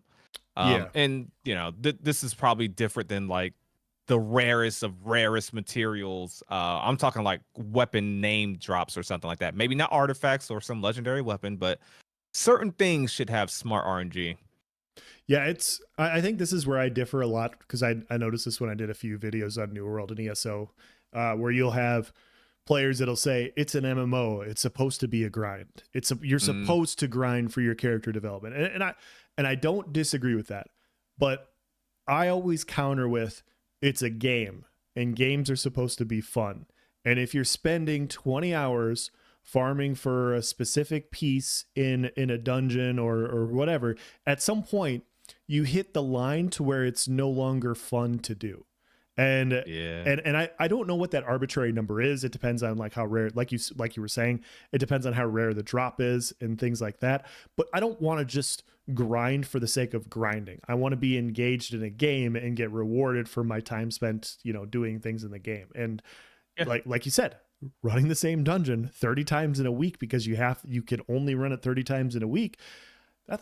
That's a lot of time spent in one dungeon. I like when the new rotation for New World came around for some of those expeditions, I didn't want to do them anymore because I was burnt out.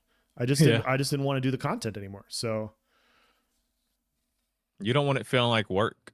It's like you're grinding. So and to piggyback off what you said, when you're grinding something so hard, so much, and like it took 30 runs, and each of those dungeon runs were, 25 to 30 minutes. How good is it going to feel when you actually finally get it? You're going to be burnt out. You're not going to want to go use your new fancy weapon that you've been grinding for in another dungeon because you're burnt out on dungeons. You're going to have a joyous moment when it finally drops. But how many times have you guys been in that situation when it finally drops? You're just like, oh, finally. Instead of like, yay, I got it. Thanks. Oh, that's awesome. Let's go. I got it.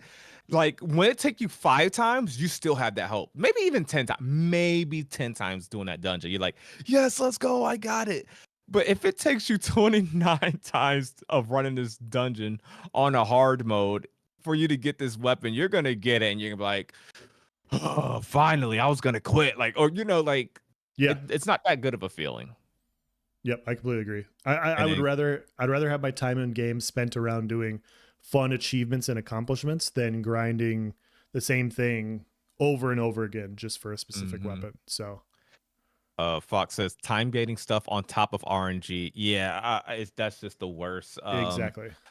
A spear I recently had to farm. Well, not recently, but last season I had to farm. The boss spawned once every hour and a half, and I actually did like an 8-hour stream that day. Never got it. I went there every hour and a half and waited for it, and it was just like it was just not a fun experience. It was not a fun experience. Yeah, that's not fun at all. Like I spent like essentially the day. Luckily, I was streaming, having fun, chatting with people, but man, like a whole day essentially, and I tried it every hour and a half. Yeah, that's not fun.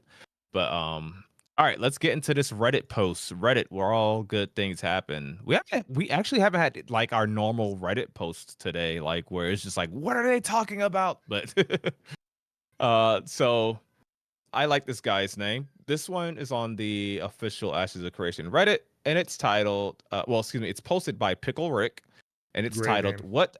Yes, very. What aspect of Ashes of Creation brings you to it? He says, IDK if this post has been done before, but I would like to see what makes Ashes of Creation stand out to you. What aspect of it shown caught your attention? For me, it's the fact that players build the world and create cities for other players to visit or reside in. That's a good one. I like it. We might even go through the comments on this one. I'm actually curious what the community is saying. Yeah, I would like to hear feedback from the Voices of Verra on this too. Like what drew you to the podcast to listen to Ashes of Creation, to want to follow Ashes of Creation the way we're following it? Because I'd like to know. Croc says sucks grinding for the gear and then the stat sucks. Yeah. Fox says his answer is the developers. Strangeness earlier said and I think this was to this. There's a lot of things that stand out about Ashes, but I'd say the class system and the secondary augments, like in Runes of Magic, a really old game similar to Arcade. Nice. All right, so you want to give your answer? Yeah. So what drew me to this game, and it's the same thing everybody said. Remember when we had Stakino on here and he was talking about Lazy Peon's video and how it brought in so many players back. I remember after that video happened, Asmongold interviewed Steven Sharif, and it's like a 2-hour long interview. And the main thing that I remember from Steven at that point in time is hey, we want there to be soft friction in this game. We want there to be conflict. We want there to be strife. There's not going to be safe spaces here. We want this. We feel that interaction in the environment is what makes the game and make the environment more fun. And coming from some of the games that I've played, that resonated with me so much that I just started following because of that, because that's so different than every other game. You know, like some games we followed where they do live streams and they ban the word PvP from the live stream.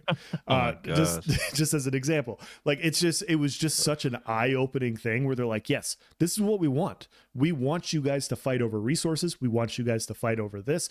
And it's not like hate stuff or anything. It's just like in-game squabble, which makes the game more enjoyable. And I couldn't agree with it more.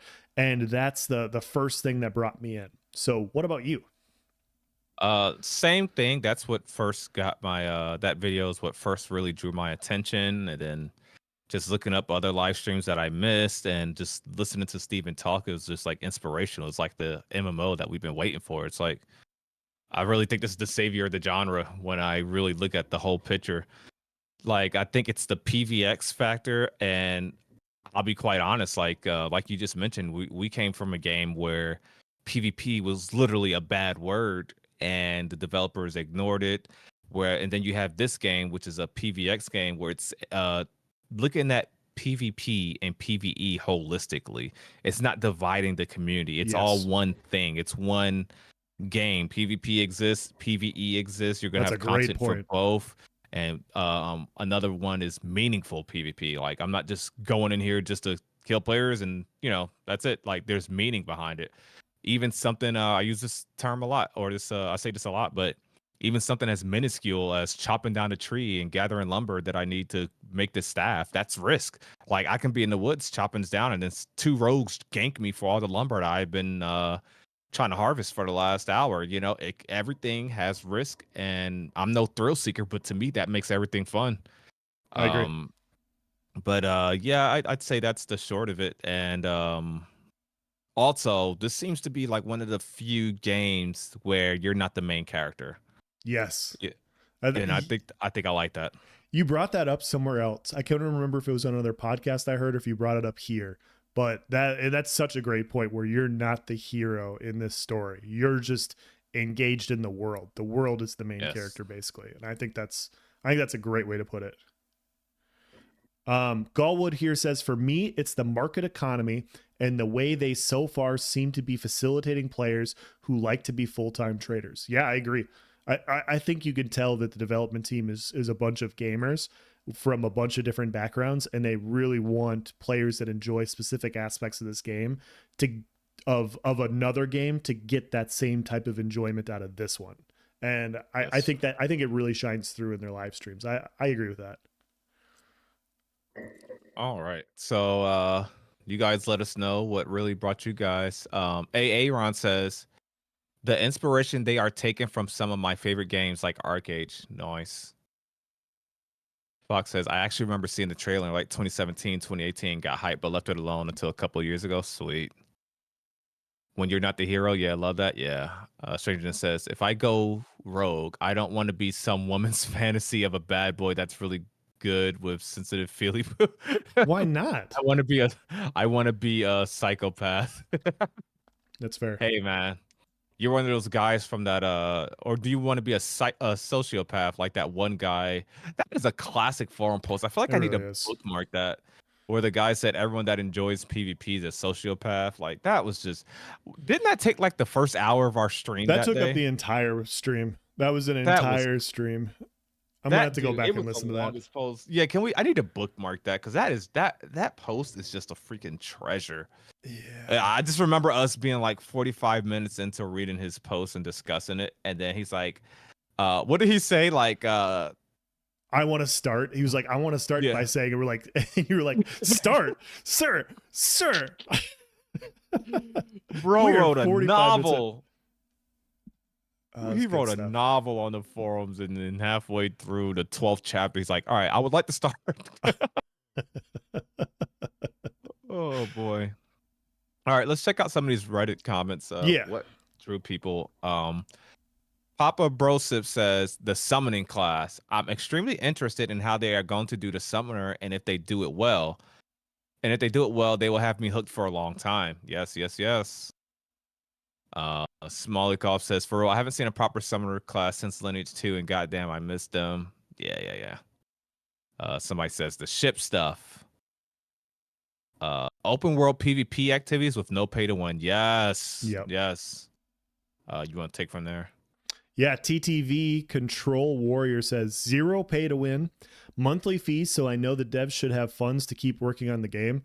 Yeah, that's honestly one of the more hidden selling points for me is it's not an upfront cost. It's like, hey, as long as you're having fun, as long as I'm having fun and I feel like I'm getting the value out of that $15 a month, I'm gonna keep paying the $15 a month. And I think it's nice. I think it's nice knowing you're invested for $15, and if you don't like the game, you're not out 60 to 70. I think that's great. Number 3, nodes. Number 4, caravans. Number 5, best items are crafted. That's also a good one. That's big. That's big. Skills are meaningful, can be master of everything, and need to work with others to craft the best gear. So he's talking artisan skills, I'm assuming, for everything there. Yeah. Cool combinations of classes, yet to see them all, but I like the ideas and the PvP aspect of it. Really well said. Really well said. Like Next person said, "Are you me?" I gotta upvote both of those. Yeah, Sam. That's good. Are you want to do the next one? That it's a passion project and it's not a publicly traded company whose sole goal is to profit. Games are art. Art shouldn't be monetized. Art for art's sake. Wow, that's powerful. Wow. Something we've talked about here before is that we love that Steven or Intrepid is not Electronic Arts. They're not Blizzard. They're not answering to a board of directors, right? Like, we don't have to worry about Steven rushing this out to meet a deadline. Like, I don't know if you guys saw the recent thing with Call of Duty's campaign, but like apparently it was like really short compared to the other ones, and it's because they were rushed. We hate seeing games rushed out and then attempted to fix later. Most recent MMO example is that of New World. Yep. Throne and Liberty. Yeah, Throne and Liberty. You saw what happened. They want to keep everything hush hush, and we can get into the whole argument about open development later. But if Throne and Liberty had open development, they wouldn't even release that trash beta. Yeah. Games, they miraculously make a comeback, but they release in such a stale state. Cyberpunk 2077. That's one of the coolest games right now, but go look at the release reviews. It was not the same. We always talk about No Man's Sky. That's another one that made a turnaround and is finally what it should have been released as. We like that there's nothing that's going to rush this project out prematurely. Like, there's no board of directors to just say, hey, you guys at Intrepid, I've been waiting for years for return on investment. Give me my game. I mean, we got the player base doing that for us, to be fair, but at least they don't have a say so in making Steven do it. So that's good. Oh, speaking of Blizzard, the guy under here said that he commented under that. He said exactly this. I lost my faith in Blizzard with a capital L. I love that. Almost didn't notice that, which I love dearly. Now coping that Intrepid will resurrect that dev/player connection. I mean, can we talk about the dev-player connection already pre-launch? I mean, Quantarian Slurp in chat just socializing with the community.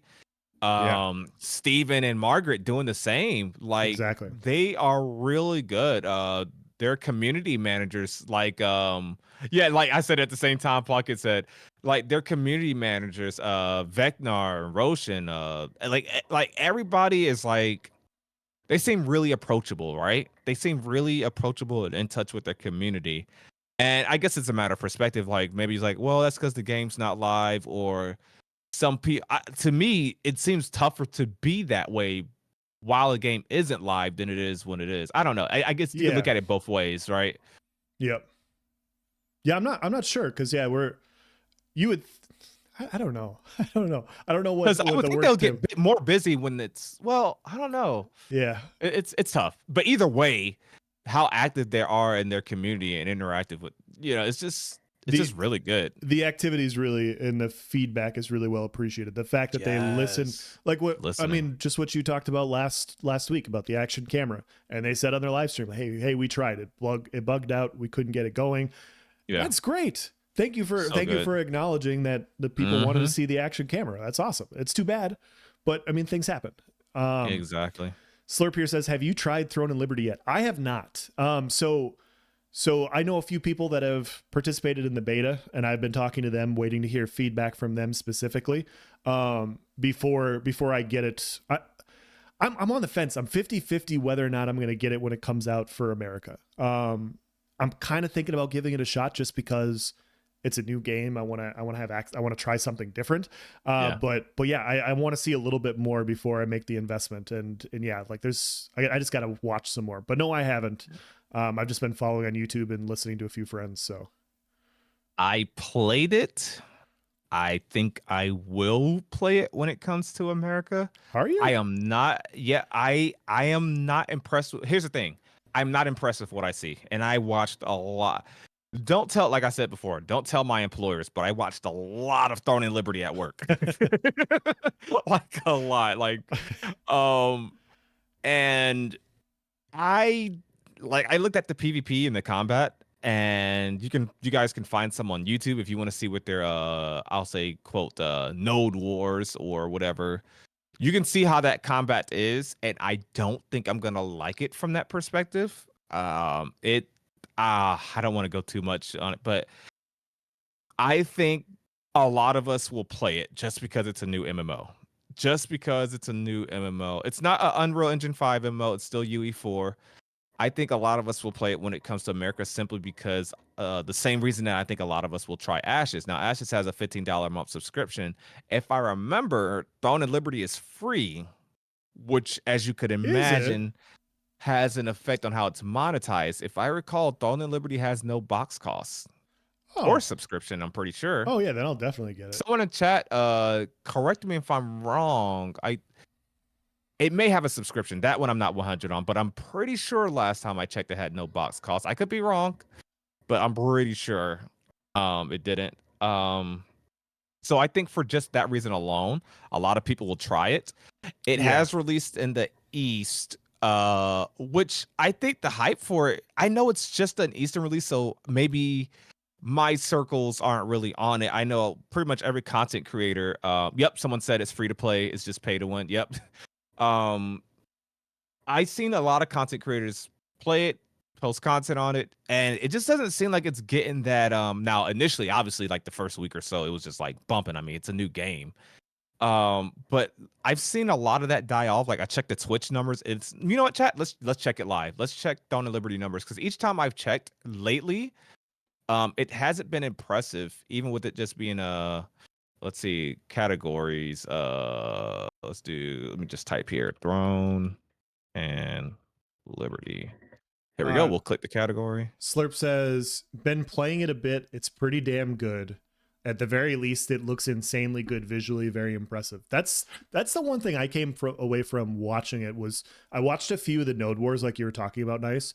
And the fact that they, like, I watched a good bit of a Node War. There was no glitches, there was no lag, there was nothing. And there was probably 100 people on screen when that was happening. Yes. And I was incredibly impressed with that. It doesn't look like you said, it doesn't look like my favorite type of combat, but if the game's going to work that well and it's free, like who am I to say no? Yeah. Like, I think I'm going to play it. I'm not excited for the PvP. Sure. But as far as the game goes, I'm excited for it. And the combat, I'm not super thrilled on. But they have incorporated the hybrid camera since I last played. So, I mean, that right there is enough for me. to at least give it a try. I like how they don't have mounts, and it takes a while to get used to, but Sure. like your sprint, you turn into an animal, or you got, instead of a glider per se, you have like you turn into an eagle, like you have a flying morph, like you turn into these creatures. So it's definitely very different. It's definitely very different. When I saw the PvP wars, I don't know, I just wasn't impressed at all with how they do that. But it's a new game. You know what I think? You know why I think Throne and Liberty will be successful though? What's that? Oh, by the way, I checked on Twitch. It has 1.3K viewers, which is, I think, lower than games that shouldn't be lower than, in my opinion. It's going to be But it interesting is when just the Eastern release. Yeah, it's just in Korea, isn't it? Or did they expand it? It might just be Korea. That I'm not positive on. Yeah, it'll be interesting to see how it takes the US and the rest of the world when it's supposed to come here, what, January, February-ish? Like early 2024? Yeah, no one knows, but that's a good prediction, honestly. But why I think it's going to be successful is that it's coming to console. Yeah.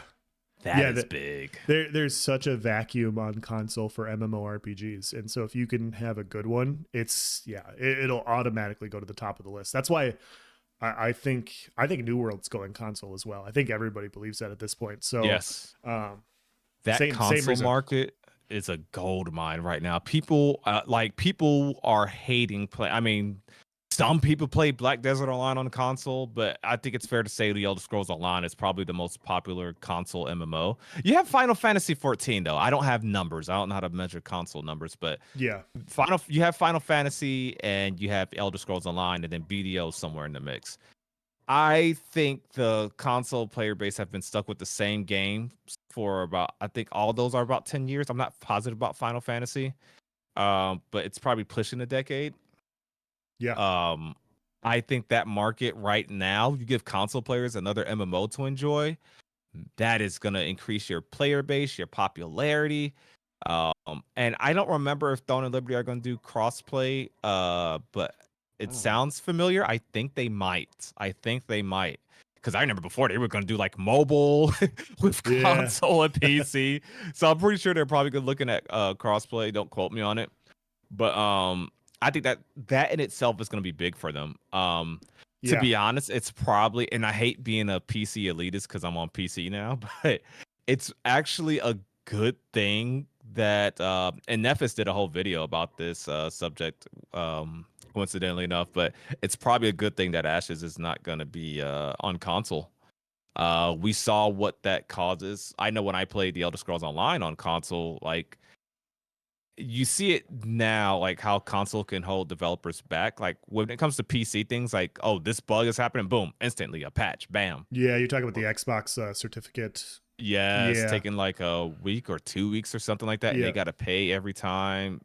Being able to focus on one platform helps you with updates, optimization, and we've all heard the rumors how console is holding PC back because, you know, they can't implement certain features or whatever because the console platform wouldn't be able to handle it. Yeah, I'm gonna avoid that rabbit hole. I do agree about console. Like Nice and I both come, like, Nice came from PlayStation, I came from Xbox before we both started playing PC, what, 2 years ago starting? Roughly. I remember height of COVID 2020. I was playing ESO and I was just kind of burnt out. It wasn't working very well. And I was looking for anything else. And I was like, is there anything else available on Xbox that's kind of like this game to where I could get some enjoyment out of it? And I couldn't find anything. I couldn't find anything. And I think for game developers, I think Slurp here says it's going to be really Throne of Liberty is going to be really good on console. Played it with a controller and it felt way better than mouse and keyboard. Yeah, I think an MMO that is functioning well, that plays well, that goes to console is going to be huge. And just like what Nice said, by default, I could easily see Throne of Liberty going to console and being the #1 MMO right out of the gate, just because people are burnt out of the other ones and they've been there for so long. There's been nothing new, and yeah, I could see that. Yeah, I would bet on it actually. I think Yeah, I'd make a bet like that Throne and Liberty after a month will like have more I population. think, yes, I think it's going to be successful just because it's a new MMO. AGS might even clean up some of the things that people are complaining about right now, so it may be even Sure. better than what we're seeing in Korea. And then you factor in that console release, like they're gonna get some popularity, man. Um, If it works better Pocket with had a controller too. yeah. You know what? That's actually the second time I've heard that. That's actually the second time I've heard that when I was testing. Someone said the same thing. Interesting. That's super Um, interesting. and that's really good because you already know they're already optimized. They actually already like it's not like, oh, it's gonna come to console one day. Like they had their test on console already, so that's something to keep in mind. Like this is happening. Matter of fact, I wonder if it's on console in Korea. That's actually something I'm not aware of. I'm actually not aware of if it's on console in the East. I'm actually not sure, actually. Pocket had a question for Slurp. He said he's playing TNL right now. When Ashes come out, will he be trying other games? LOL. I gotta Oh, wonder how that is. That's a good question though, yeah. yeah. I think Final Fantasy 14. Yeah, Final Fantasy 14 is actually very popular. It's not one of those when it comes to console. Like I don't know if it's the biggest thing. I don't know if it's bigger than ESO. That's a good question. I'd be interested because I'm pretty like Final Fantasy should be bigger than ESO. I'm pretty sure it is, but I'm curious if console Final Fantasy is bigger. Yeah. But yeah, Mark says I sold my PS5 to build a computer because consoles have no good MMOs. Oh yeah, yeah. It was just yeah, I had the same situation as else. Like I was done with ESO, and I'm just like, is there anything else? Like one day you get burned out. Like I didn't even quit at that point, but it was just like, all right, is there anything else I can play that mirrors this MMO feel? And then my options were BDO and Final Fantasy, and I just said to myself like, nah. Like, I was just like, I don't know. yeah. So there's definitely an untapped market there. Slurp said, "I'll be playing other games forever. That's how you don't suck at being a developer. Play games." That makes sense.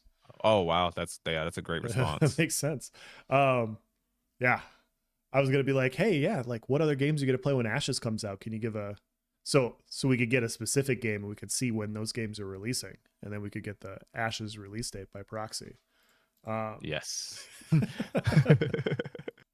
How long until you get time to put Yeah. no play? What um, games, new games, will you be playing when Ashes comes out? Wink, wink. just start giving him release dates of other games. Like, so when this game is out, will I be playing? When GTA is out in 2026, will you have already been playing it, Ashes, or Shamrock 7 says 2 words: dinosaur mounts. On a more serious note, my most anticipated feature is to see large established city nodes being made and how the cities start trading and warring with each other with populated servers. Yeah. cool? Um, I've said this before, but like I'm gonna be going to be an AOC geek. Yeah, okay, going to be. But come launch, especially, I am gonna be like I'm gonna be on Pumped. Reddit. I'm gonna be in various discords because I want to see how different things are server to server. That's actually one of the things I'm excited. Like, how different will servers be, and like which nodes did you guys make a Metropolis? You know, like a month after launch, I want to check in. I want to be like, oh, you guys are on this server. Did you guys unlock this dragon? Or oh, so that's what that some node that's like stage 2 on our server. Maybe the biggest guild on this other server, that's their Metropolis, and because of that, they have access to this dungeon that we don't. It's just little things like that. I just want to be a little geek on lore, and it's going to be interesting to see how players like compile all this information and try to figure out what triggered what event. Yeah. Brings me to another conversation. I really hope, and we talked about this before, but I really hope it's not too obvious sometimes. We talked about this on when I was on Yokai Theater's podcast. Like, I'm more so I hope that we aren't notified too much what triggered a world event. When we're notified that an event happened, cool. But I hope it's not like, okay, this node is stage 6, so we get a big notification across our screen that says, hey, this dragon is available in the north now. He spawned. I hope it's like spaced out a little bit so players aren't ever too sure what triggered a certain event or thing to happen. But yeah. Slurp says, if you're not playing games and you're making them, you're doing something wrong, in my opinion. That makes sense. Like, you're just honing your craft. And then he says, when Joe talking about our trying to get the Ashes date, he says, I play Ashes every day. Just, I mean, don't rub it in. Just the amount of jealousy. That, I was like, yeah, someday. No, that's great. That's great. Yeah. You know what? That pissed me off. Else, let's make a game and then not let him play. This is good. Brag about it. Let's just make a game. Yeah.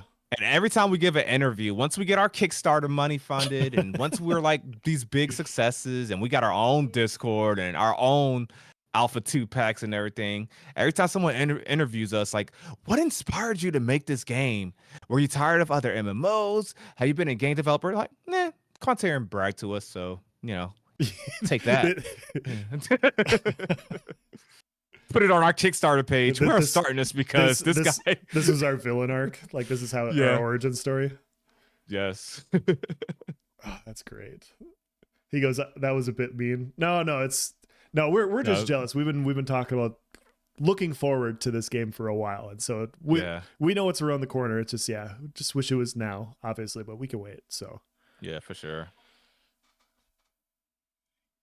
Tolnar race and robust character creation system. We had one more link. We're over 2 hours. Nice. Did you want to get some stuff from the community? Did you want to read the last one, or did you want to call it?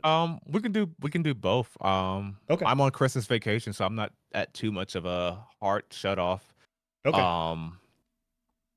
We got one comment from Mark here. He says $375 access to future phase, access to beta, one test phase, 9 months, 135 value.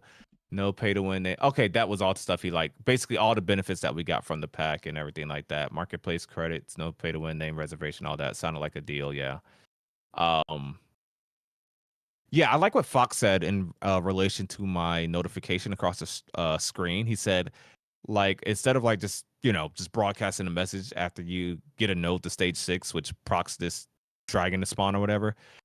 He says something like smoke or a lightning storm in the distance, a loud dragon roar. Yes, just something subtle like that. That's what I really hope for.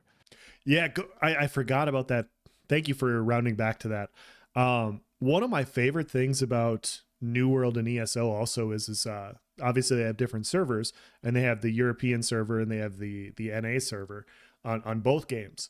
And it's so interesting to me how players build on different on different games. And so we'll have it always was a mostly healthy debate, sometimes heated debate on which servers were better and more difficult and things like that. But it's interesting because like you were talking about the server, like you're interested in seeing like how these world events are popping up. I'm interested in that as well, but I'm also interested in seeing what the metas are going to be like. What classes, what play styles, like how players are going to play and how effective they are. Because there's 64 different classes. Like, it's going to be so hard to like, not hard. That's the wrong word. It's going to be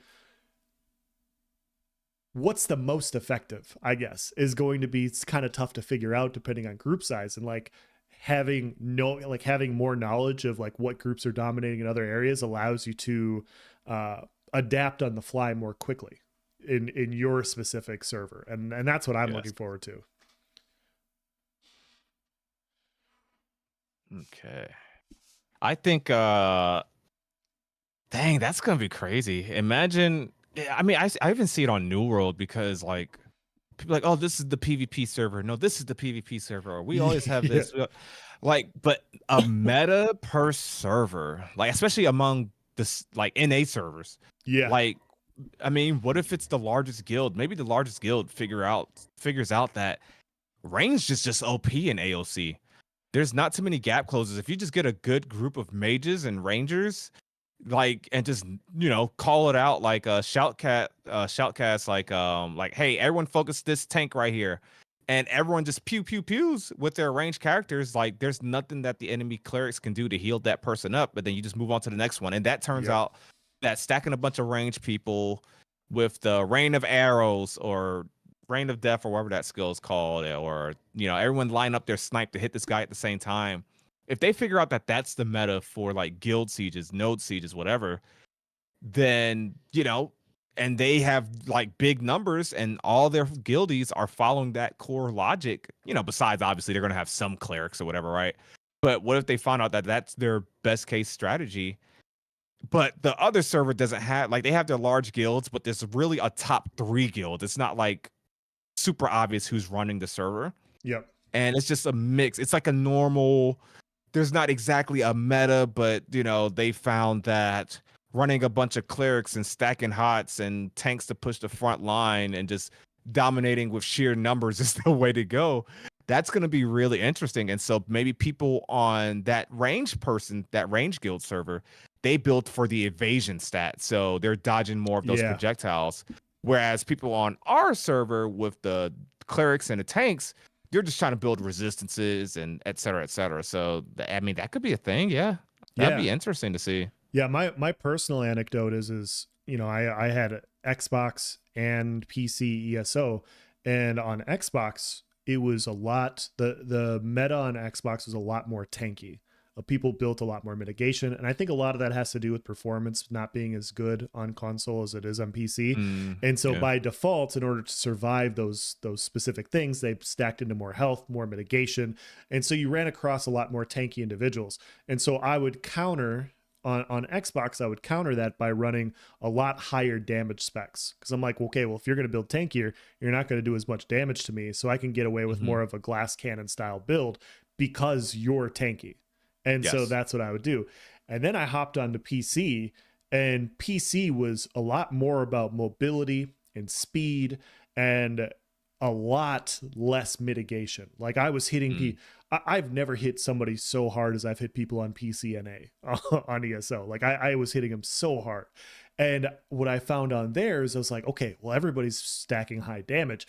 Actually having more defensive utility on PC helps me more. It wasn't that the top tier players on there were good, if not better than a lot of the Xbox top tier players for sure, but the overall average player base was about the same. It was just they built completely different, and it was fun seeing that disparity of like, okay, how do I perform the best versus them? How do I perform the best versus them? And it was completely different. And I think that's going to happen in Ashes for sure. So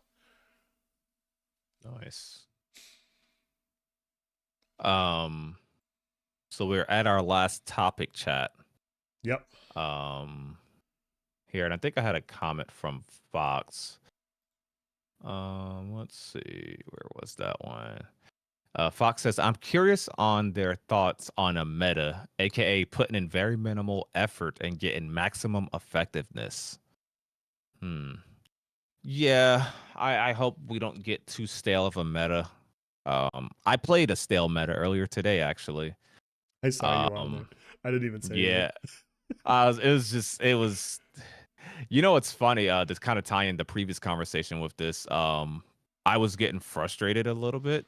Sure. And then I put on that set that you recommended me a long time ago.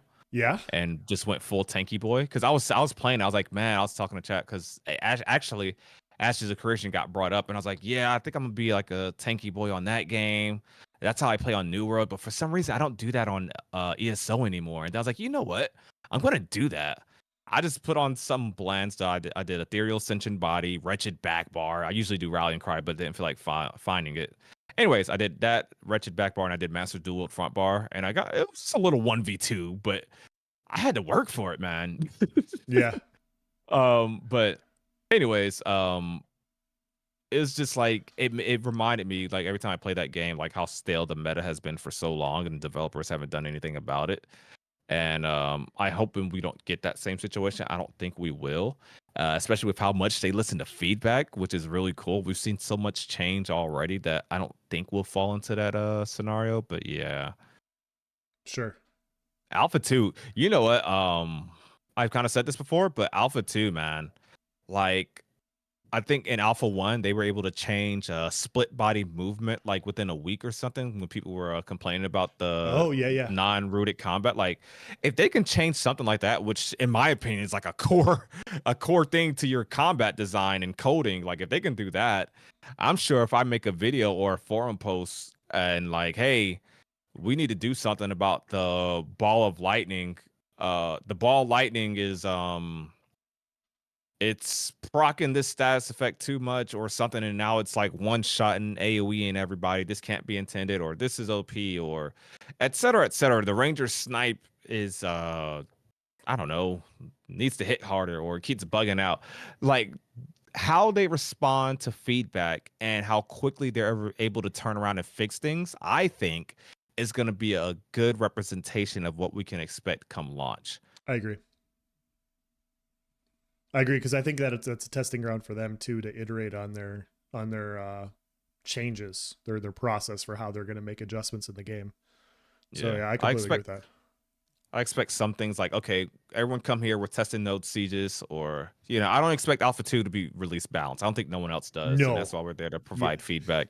But if they're testing mounts and I don't know, node sieges, I'm not gonna sit there and write a 5-page forum post on why I think the cleric's main heal needs a buff, or so I think it's gonna be interesting with how they, because they're gonna get a lot of feedback from a lot of sources, so it's gonna be interesting on how they respond to such things, honestly. Definitely. I agree. I'm excited for Alpha 2. I'm excited to see. For me, I'm looking at Alpha 2 as a learning experience. And then it's, my feedback will be based off of mechanics in the game. Like, do I like how the node system interaction is working? Do I like how caravans are working? Like, I can provide that sort of feedback, but I won't. I really want to get combat down so that when we're in beta 1 and beta 2, then I can provide feedback in those things. Cause I think that's when they're going to really do the fine tuning. And yes. Yeah. And then coming from a knowledgeable point of view, I think you and I and a bunch of other people will just be fighting nonstop, trying to figure stuff out in classes. I can't wait. It's going to be so much fun. Me and you are definitely going to be everyone's going to provide their feedback, every content creator, I'm sure. But I think me and you are probably going to be looked at from what I've been told thus far. Like people are going to be looking to us as like the PvP source or the PvP balance source or something like that. That'll be cool. But yeah, we're just gonna be testing numbers. I'm gonna get really geeky. I'm gonna do spreadsheets. I'm gonna be Yeah, it's gonna be fun figuring out how things work. Like really getting under the hood and seeing how mitigation and penetration is calculated. What's multiplicative? What is this? I think that's gonna be cool, man. Yep. Let's get to this last topic. So we have this is awesome. I just seen the name on this one. Yeah, that's why I wanted to bring it up. So perfect. Okay, so we have a forum post from user Viral, who's a member, who's one of our voices of Verra. He is. He's always in chat. This is actually the first episode I don't think I've seen him in, actually. Ironically. Yeah, no. So hopefully Viral, if you're watching this at a later date, you see this. Yeah, he says the title says combat more skill shot abilities. And so this is off the December live stream. And he writes, we need more of these for all archetype classes. It's the blend of action combat that could really allow for more dynamic combat with the use of the action camera. And this is the skill that I specifically talked about with you on the live stream last week, where I loved how this is a spray shot. And the more you held it down, it was a more focused AoE. And so you could do more damage in a tighter AoE depending on the type of fights you were engaging in. And I love mechanics like this. I think this is such a great design. Momentum for the fighter, conviction for the cleric, and then skill shots like this for the archer. I think all of these things are good things. So yeah, I wanted to get your feedback on this and kind of read some of the comments because Lineker, another person that we agree mostly with, he made some comments that I wanted to get your opinion on as well. So I see that. I completely agree. Nothing to add there. I would love to see more skill shots. things that require you to aim, or not hardcore aim, but like just how we see in normal uh I guess skill shots. I mean, there's no other way to say it. Just more skill shots. Just keep it simple like that.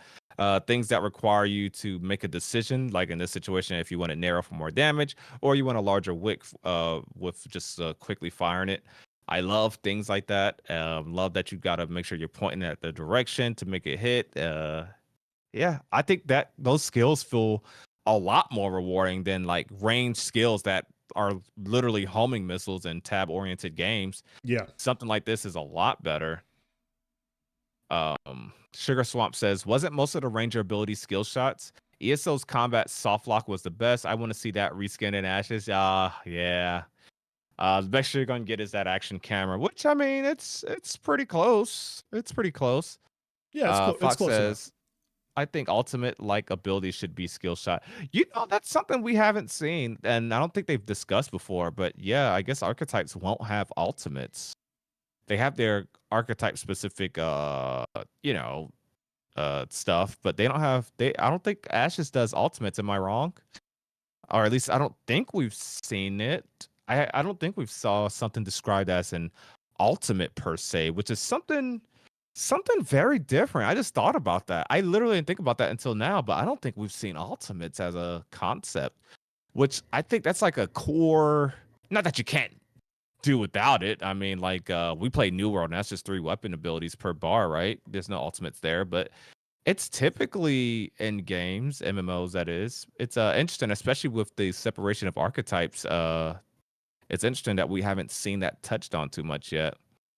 Crash says we don't know that yet. Haven't seen anything at max level. That is true, but they haven't even like discussed it. But that doesn't mean it's not in the works. I mean, there's a lot of stuff that we don't know for sure because it's not in the works, to be fair. But you would think if they had plans for that, we would have discussed it. Oh, Strangeness says they had ultimates but removed it. Snipe is kind of like an ultimate. Nah, not really. I feel like the special resource is the ultimate. Yeah, I could see that. And I think that's enough to separate an archetype. I don't think you need an ultimate to separate an archetype. No. Because then there's like, okay, if you do give these guys ultimates, how many per archetype? You know, can this ultimate then be augmented? Now you got to work on a whole different set of skills, and it might be doing too much. I do like that is true. Relation heart runes. We can say that's the ultimate. That's true. I called it an ultimate anyway. Yeah, that's true. Yeah, I like the aspect of classes having specific resources, or archetypes having specific resources to build into: conviction, momentum, those sorts of things. Skill shots like this, like anything where you assign more choice to the player, is a great thing. Like allow them to make decisions. Even ESO kind of had that a little bit with like their 60 and 120 ult for incapacitating strike, where you could hit the 60, but the 120 had the knockdown. And so it was a choice whether you wanted to hit it quickly and have more damage over a longer period of time, or if you wanted to have the knockdown to go with it. And so, I think I love aspects like this. But yeah, Lineker's first comment was, why would a cleric need skill shots? And I was like, whoa, is he anti skill shots? And so that one caught me off guard a little bit. So yeah, we usually agree with Lineker. That's interesting. Like the cleric had like some AoEs they had to pre-place. Like there was one AoE where you put it down in a certain area, and then there's like a 2 or 3 second delay, and then it does a burst heal, and you had to like actually aim that. I guess you could call that a skill shot. I thought so. There's also, you know what? I mean, maybe this is like a stretching of the term skill shot, but that wave of grace, I don't know what the heck the ability was called. It's been so long since I watched that stream, but the little cleansing wave or whatever it was. At least you had to like aim that in a direction. You didn't tab on something and it just went towards them. You kind of just positioned your character like so, and then you just, shut out the wave. What was that? Was a healing touch where you could use the Phoenix skill into the healing touch? Yeah. The gap closer. Yeah. You tab to someone, I think, and do that. No, actually, no, you can free aim. No, you tab to someone to do that. Okay. Because I remember he did it in the air as well, which was pretty cool to see. Oh, that's something, just jumping off subject really quick. I just want to say this again. I love how you can cast midair. Like seeing that blink can be jumped. Seeing that blink can be casted midair. Like you can just jump and do it. Like that just looks so good. We saw them doing that, what you described as the Phoenix Touch, as well, like just gap close heal mid-air to ally. I think stuff like that just makes combat feel more free flowing when you can jump cast abilities. I liked that aspect too, because then you're making a decision on whether to get in for combat or not. So you're making the choice to jump in close to a teammate that's taking damage from something. So you're willing to risk your own health bar to provide this specific type of heal. I don't know if I mean, I think semantically you could say it's not a skill shot, but whether or not it's classified as a skill shot, the choice of risking for this reward, I think, is great. The decision to have that for that specific type of heal, whereas instead in other games like we've had, it's heal over time, ground heal over time. Like, it just seems like it's more, you're making a decision, you're making a collective decision there, and I think that's what I like about it. So yeah. Oh, somebody else agrees with Lineker. He says, haven't seen their stuff evolve. I'm gonna have to agree with Lineker here, though. This is from Poster Azure. Back when I thought Ashes was gonna be very hybrid, there was some benefit to having these because it would put pressure on the cleric's personal position in terms of their abilities to track where damage is going to come from, i.e., other people's powerful skill shots. But as it slowly appears to move away from that and back towards the base standard, this positioning complexity could be achieved through just the chain heals and formation heals. This isn't to say that I'm glad for what they have seen to have already, but they don't necessarily need more. Balancing skill shot healing with the rest of the way the game works right now, assuming evasion even applies to headshot and snipe, since they are kind of tab target at least, would be just lessening the appeal of cleric to a lot of the more type of person who wants to play cleric.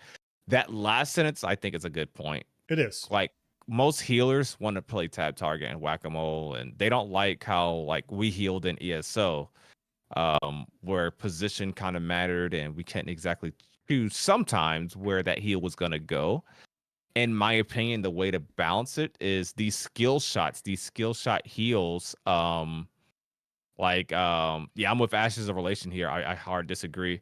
These skill shot heals should be the more powerful heal. I'm gonna try to use a reference that I don't want to use an ESO reference. That would be too easy, and I want most of you guys to understand what I'm saying here. This I think this is kind of backwards. I think that the skill shot heal. So let's just use our imagination here, and that this is the cleric, and this green beam. It helps that it's green because heals are usually green, right? This green beam is a heal. So let's just mimic a scatter shot as a cleric, right? You have this wide arcing heal, and you can heal all your allies that you aim at in that area, like your character's facing that direction. That heal is going to go out there, and if you just do it at max width, it's going to be a 100 heal to everyone in that area.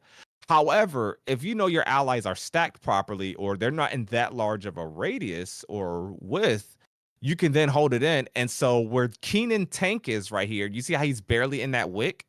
If he's to let this scatter shot go right there, that's going to be like a 800 heal because he focused that. I think adding a skill shot component like that to heals, it could only be a good thing. It could only be more rewarding. Heals that aren't tab targeted to someone, that are like I would say AoE or free aim in nature, I feel like those should be bigger heals. A powerful burst heal is usually something you're going to tab onto a person and just press your button, and it's got a long cooldown. Yes. Yeah. But I mean, when it comes to AoE heals like this, especially with the conditioning like a scatter shot would have, like that you can't just auto tab to someone. If you can just like point in that direction, then I mean that needs to be rewarded. Those should be your more powerful heals. I mean, obviously keep like 1 or 2 burst heals that you tab to someone, but yeah. Yeah, and Lineker brings up a great point, which is what you're talking about here. He says in the next post, he says, "Yeah, nah, big pass for me. Can't think of a single MMO that had skill shot healing. Not even full action games like New World. They added target locking for a reason. It sucks." Yeah. And I can get behind this because yeah, the free action healing, I actually like it more. It doesn't mean I'm as effective with it. This is where I'll disagree. The tab locking bugs me a little bit on New World when I'm attempting to heal. I'm not a good healer. Like I'd rather just free cast skills and abilities on the ground. That's my personal preference. But I agree with this point of view. Like it is very hard sometimes to get a heal off on somebody, and I can get Yeah. behind this point. My counter is it doesn't have to be for heals though. Like it doesn't have to be skill shots for heals. The cleric also has an offensive toolkit, and we could it look has at a whole kit. Yep, and we should look at these types of skill shots for the cleric offensively. And so whether we agree, like maybe people just don't. Maybe they agree with Lineker here, and I can get behind it. From a healing perspective, it makes it just a little bit too difficult to do in a PvP environment. I'd have to try it to find out, but yeah, like the offensive kit absolutely should have skill shots. So Yeah. Viral said the same thing. I mean, clerics don't only heal. Like, come on, yeah. yeah, I don't think that's the best of takes by Lineker there. I'd have to hard disagree with that. The implying or the wanting of this doesn't mean you take away your tap oriented heals. It just means have options for skill shots and then yes, reward players for that skill shot healing. Fox says, I hate in ESO I had to aim in order to kill anyone, but healers can close their eyes and heal everyone. Yeah, yes, I agree. that's true. In that specific game with the soft target system, it made so much sense, in my opinion, for the soft target to apply to healing as well. It made so much sense, and yeah, it was annoying. It was annoying that it didn't. So Like on New World, you can tab to some people and you don't even need like good line of sight on them. You just like, scroll through this person's health bar. People that like tab target games, I see them often refer to it as, actually, I've seen some of the developers refer to it as whack-a-mole healing. And it's just like, that doesn't sound fun to yeah, me. I'm sorry. I'm it biased. I doesn't. haven't done it. I haven't done it, chat. I'm so sorry, but it sounds not fun to me. Like just I looking agree. at everyone's health bar in the top corner, like, oh, that one's low. Let me scroll, click his name. That you get a burst heal. It's gonna go to you now. Like what? I like being on a battlefield and else you'll notice reference. But one of the things I like to heal the most with, besides stuff that automatically go to somebody like Breath of Life, Polar Wind, or whatever, I like to heal with like Blessing of Restoration. Mhm. Positioning myself in the back of the group, and then I slam my staff down, and this heal goes Yeah, in this wave like this scatter shot does, and boom. I like that felt more rewarding to me, knowing I had to position myself, and then boom, they all get this AoE heal and this minor healing resolve springs. buff. Healing springs for the Healers, same reason. yes, yes, Yep, I little liked. AoE hots. I wish that first skill that I don't know why I just blanked out and I forgot the name of it, but I wish that was more effective. I wish that was a better skill, because that was one of those ones where it's like, yeah, it's rewarding your positioning in the game, like you're saying, and so you have to be in a specific spot. Whereas radiating regeneration just was just easy button. Yeah, and yeah, it's just not so a fan, easy. just not a fan. So yeah, Yeah, I don't fully disagree with Lineker here, but yeah, like I can see where he's talking about with New World, because yeah, like the action combat healing's a little goofy, but yeah, the tab target I think for combat should just be, or not tab target, the action shots for combat should be a no brainer in my opinion. So yeah. What about Evoker and WoW Templar? Yeah, I'm not sure about that one. Ash's Relation says, I healed the crap out of people in New World with action shots. Yeah. yeah, I'll be a fighting cleric or a pure cleric. I wanted those skill shots so much. Gabe Knows Best says, healing in New World is horrible. ESO has by far the best healing of any MMO I've played. Ah, hot take, hot take. yeah, Pocket says, I like whack-a-mole and WoW, but never even wanted to try the New World healing.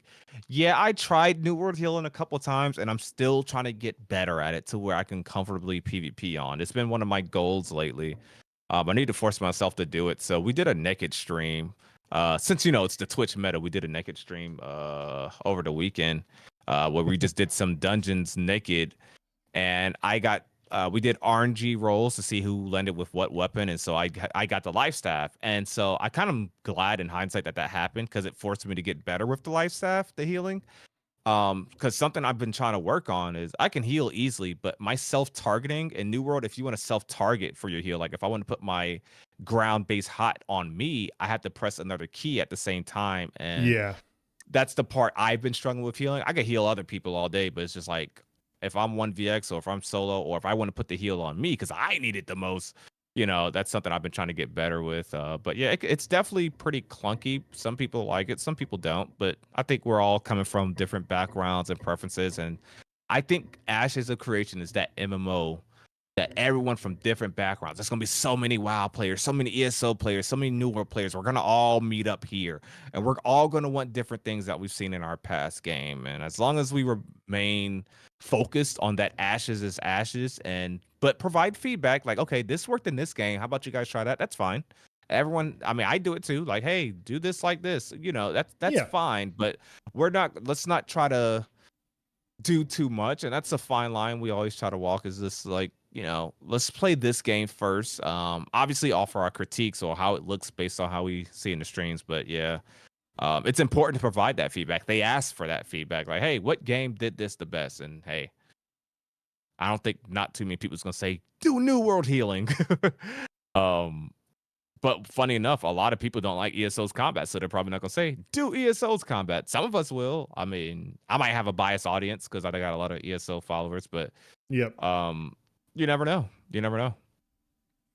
Solverin here says best healers I've ever seen came out of Darkfall, Unholy Wars, and that was pure action. By best healers, I mean they were better MMO players. So he's advocating for action combat, for action skill shots on healing. Yeah, it's an interesting point. Solverin is one of our fellow action Andes. Yep. It's like, that's a good way to put us. Solverin, I just got to Solverin's comment. Okay, I see it now. We're in AA together, action Andes. Yes. Nice. Solverin commented saying it's the blend of action combat that could really allow for more dynamic combat with the use of the action camera. Yes, indeedly. More skill shots, and we need to see the action camera functionality as Steven stated it to be. Yep. My big thing is the more choices you can give the players, the better. So if you can choose, like a couple of the abilities for the healer was you can cast it quickly, or you can hold on to it, and because you're in a cast time, it does a more powerful heal. You have to be out of position, but like you can get interrupted, and so it's the choice. Do you want the bigger heal, or do you want the smaller, quicker heal? And those are decisions the players can make, and that's the thing that I like. Every time we have a live stream on an archetype reveal, them showing the choices that players get to make for these skills just gets me so excited for combat, because I'm like, man, this is gonna, like, this could be really good depending on what you're engaged with, like how you're going to have these specific fights. And yeah, I think it just shows that they're really looking at it in depth. So WoW already has an aim-based targeting and nobody uses it. Yeah. Then again, a lot of people they're not going to use the action camera, right? A lot of people don't use the action camera because it's actually less efficient than a tab target game. I talked about that in my video I uploaded yesterday when comparing Ashes to Guild Wars 2 combat. That, especially for ranged combat, it's going to be less efficient, but a lot of people just prefer it that way, or prefer to have the option, I guess. But yeah, it's always good to have options, I guess. Like New World, surprisingly enough, like if you go to the heal settings, there is so much you can customize with how you heal, how your heals go out, how they are targeted, and so much stuff. Like I was actually impressed when I was looking through it the other day. Like there is so many ways to convenience yourself. Surprisingly, but yeah, they definitely went more. They definitely tried to make it more familiar for tab target healers, which, I mean, to be quite honest, I'm sure is most healers need to be tab target in AOC or any game that allows for such. So glad we will have the PvP stream next to hold us over to Alpha 2. Oh man, we're gonna do a breakdown of breakdown. There's gonna be opinions on opinions. There's gonna be takes on takes. There's gonna be nitpicking, probably. I don't know. I'm gonna be examining it, man.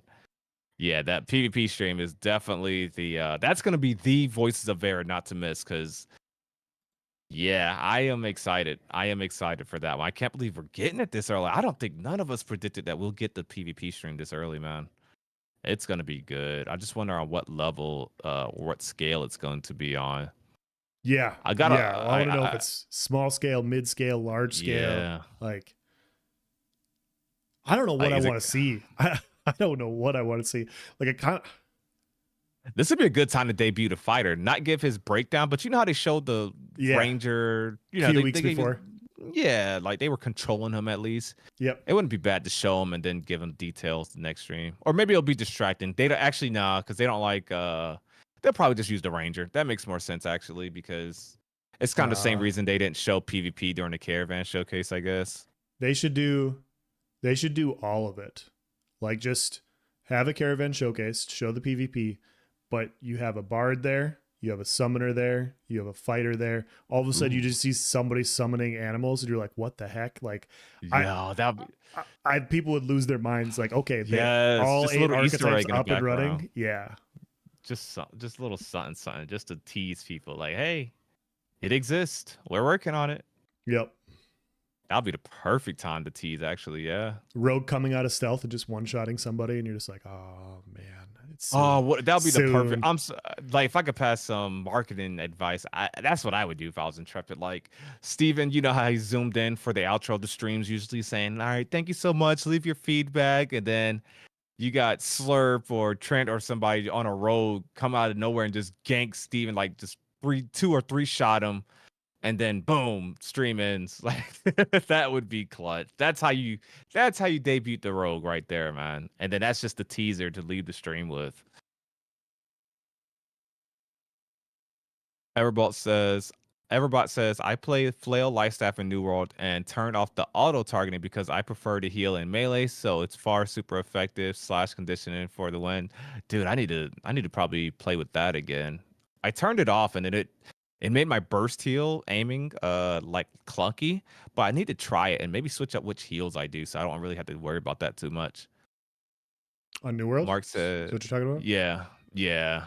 Yeah, I did the splash healing when I did it with all action camera. It was nice. I need to do that because I think that'll be good. That and then work on my maybe that's my next project because I got enough footage for my main build. Mark says, no life a few weeks, year 2 life. Crash, I've been no life in my whole life. Yeah. Man, no life is gonna be that's what we're gonna do come Alpha 2, man. That's what we're gonna do. Galwood here says they talked about abilities being like an ultimate, but I don't think we've ever seen an actual ultimate ability by Intrepid yet. Okay. Yeah. It'll be interesting to see. I think I'm cool with the decisions, ultimate or no ultimate. Yeah, definitely. It's definitely not a necessary thing. And I missed this comment from MobTech a while back. He said the political intrigue is going to be off the charts as well, as far as things that get out of Ashes of Creation. I agree. There's going to be so much drama from server to server, and it's going to be great. It is going to be so good. So we're gonna rob the wrong caravan one day. I just know what else. I just know we're gonna rob the wrong caravan one day. You know that one guy we killed at the fort that we were talking about on stream one day? Or is it the right caravan? Just for the drama. No, I agree. It's definitely going to happen. They're going to take it personal. I worked all day. You can't believe you did this. Start typing in zone chat and Discord like, nice gaming, and is there no one loser? Just robbed my kid. just molding and angry. I have 5 kids, 1 wife, 4 dogs. I only get to spend 20 hours a day on this game, and they took my stuff. I had this caravan scheduled and I had to cancel a meeting at work and they wasted my time. Oh, it's gonna happen, man. Oh yeah. It is gonna happen. Man. Well, yeah, should we end it here? See if anybody has any questions or any other things to talk about? And I got 1 more hour left in me. Okay. No, I'm playing.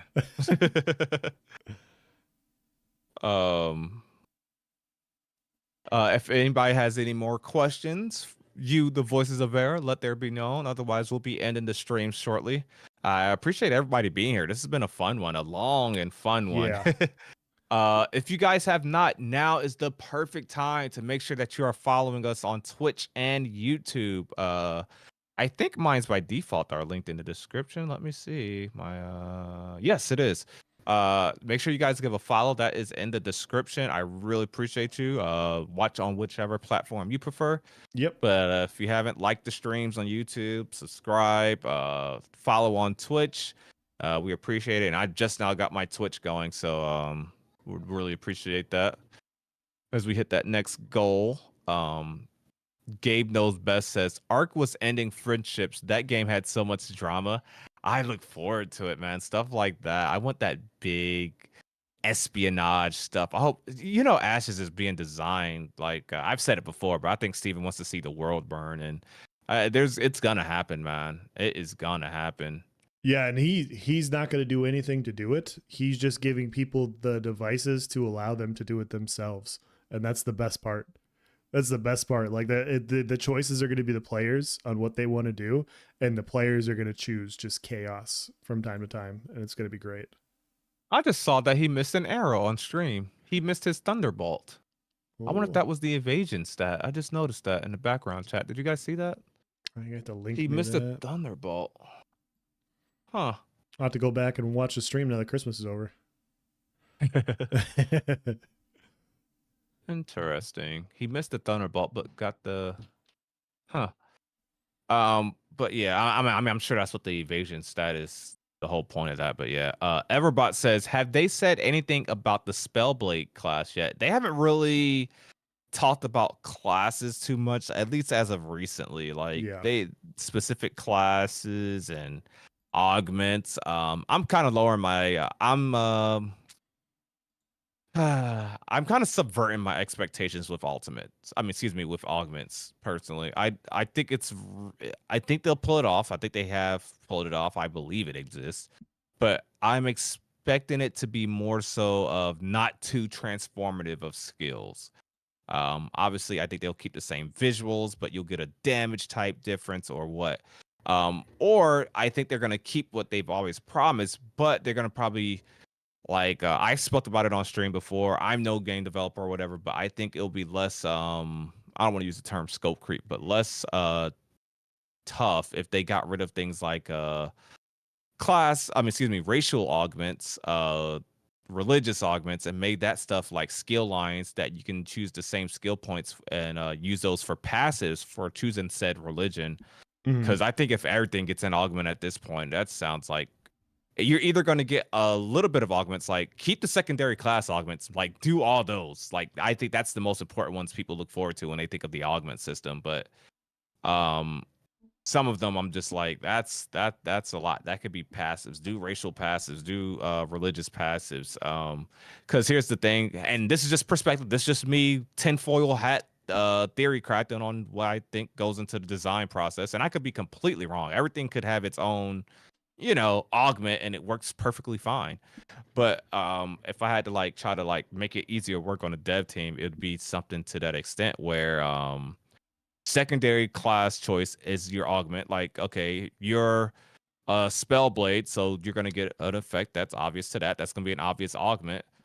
But if we're expecting so many different things and so many different schools and augments, like to me, that sounds like the more augments you do, the less transformative you have to make them. Whereas if we only do secondary class augments, then it's going to be a lot easier to achieve. But that's just, like I said, tinfoil hat. I don't have any inside information, but that's how I would go about it.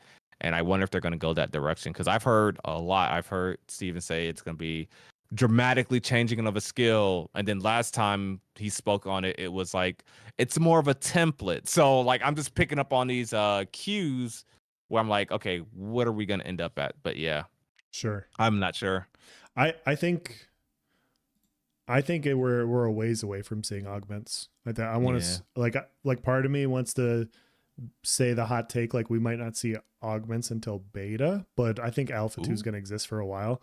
I don't think we're going to see any augments when Alpha 2 releases. I think it's going to be well into Alpha 2 before we start to see classes get developed. And I very well could be wrong. See that. I just think I think that type of system is just so in depth. Yes. I would love to be. I just think that there's so many other things that they haven't covered yet that I'm not sure where augments rank on the list. I guess if that makes sense. Yeah, I could see Alpha 2 launching without secondary archetype choices or something. I don't know. Yeah, we'll see. I mean, if we get a augment stream before Alpha 2, then expectations will change. But yeah, as it stands right now, it's we don't know what's happening. Yeah, there's a lot of streams between now and Alpha 2, but who knows? They said Summoner might not be ready. They said, and the last time Steven said that it might be ready.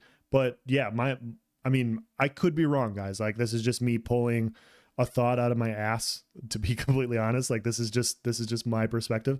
But yeah, if the archetypes aren't done, I don't think the augments will be done either. And so that's just kind of how I view it. But they could be working in parallel and could already be ready. Who knows?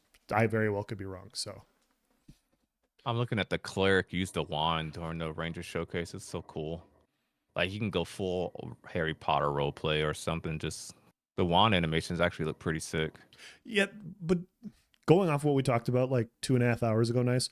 Wouldn't you say that the wands are too unrealistic? Like my wand at home, when I cast the killing spell, it does not look like what it looks like in this game. And I think it needs to be more realistic. What do you think? Because yeah, where's the magic coming from? Exactly. Like where are you summoning it from? It just doesn't look right. Galwood here says Steven mentioned augments last stream. He was talking about the class and said the combination of your secondary, which will fundamentally change to the augment system of some of those basic abilities. Some sticks out to me here. I think they will fundamentally change a few rather than superficially change all of your abilities. Interesting. Oh, like so some abilities can be augmented, but not like every ability in your kit. That makes Like sense to me. Yes, I like that take. Like snipe can be augmented, but evade can't or whatever. Like That makes that sense. would make a lot of sense. Yes. I Yeah. like that. Yeah, that makes that I never even thought of it that way. I guess I missed that part in the live stream. That would make it a lot more easy to like visualize, if that makes sense, or see happening. Yeah. Because they already have, I mean, obviously they got the coding for whatever they want, I'm sure, but like I was watching Ashes of Relations video, and in the beginning he showed lightning reload, where that's that ability. So you load up, that's that arrow animation we were talking about. No, that was imbue arrow, excuse me. But lightning reload, you use that before you use your next ranger ability. That following ranger ability now doesn't even use its cooldown, so you can potentially use that back to back. So say you do lightning reload and then snipe, you can fire another snipe right after that because it didn't spend that cooldown, which is a pretty cool concept, right? Yes. Well, what if but if you look at that skill, it has a description saying only works with these abilities, like blah blah blah. So I'm wondering if like with augments, you're gonna see, and it may be reflected in the skill tree once you choose your secondary archetype. Because I think it was I don't remember what it was, chat, but I think circles were passives and then square was active skills. However it is, just follow me. And I think you'll have like a diamond or a triangle, I don't know, and that will be your secondary thing. So you put a point into there, and if that diamond or whatever, it's not gonna be under every skill. That would make a lot of sense. Yeah. Yeah, I agree. I don't have anything more to chime in on that, and I think that's a good way to. I'm gonna have to go back and look at that because that sound. I remember hearing him mention something, but I guess I didn't hear the full quote. Some of those basic abilities. Okay, yeah. So you could look at more unique, specific archetype skills and then augment them, and not potentially everything. Like you don't have to augment evade or CC break or something like that. So that makes like sense. Everything, and it makes sense. Everything doesn't need an augment, and everything probably doesn't have a logical one. Like if you're a ranger cleric, well, okay, maybe you could have a cleric augment on the CC break. Maybe now it adds a hot.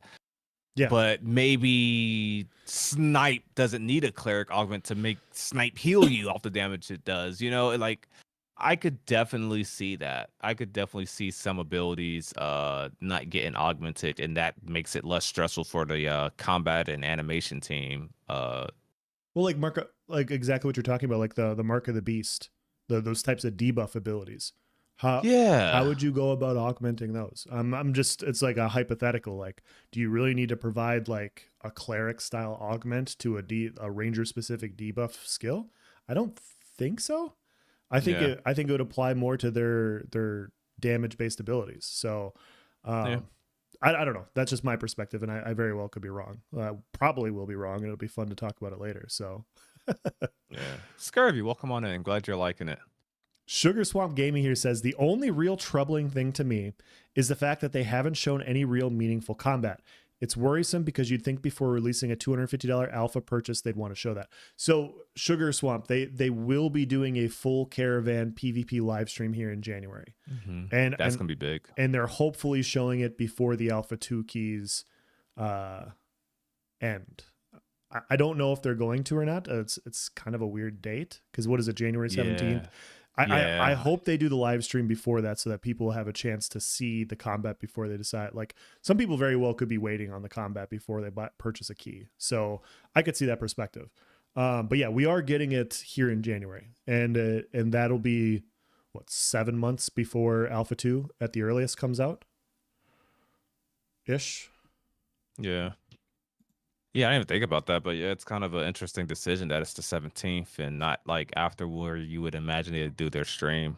Yeah. I know they did this stream on like halfway through the month, so maybe they stretch it out to 1 month after that, but then they run the risk of just ended up on the halfway point through the month for the rest of the stream, so they'll probably just do it at the end of the month again. So yeah. I think giving players the information on what Alpha 2 combat will look like would be good for them to have. This next stream showing the PvP, it's big, y'all. Just not just because it's PvP, but it's really big for the combat. This is where you're gonna best see the combat versus than what we see fighting some NPCs. Yes, you get to see a look at how things feel, but when it comes to actions per minute, how things interact,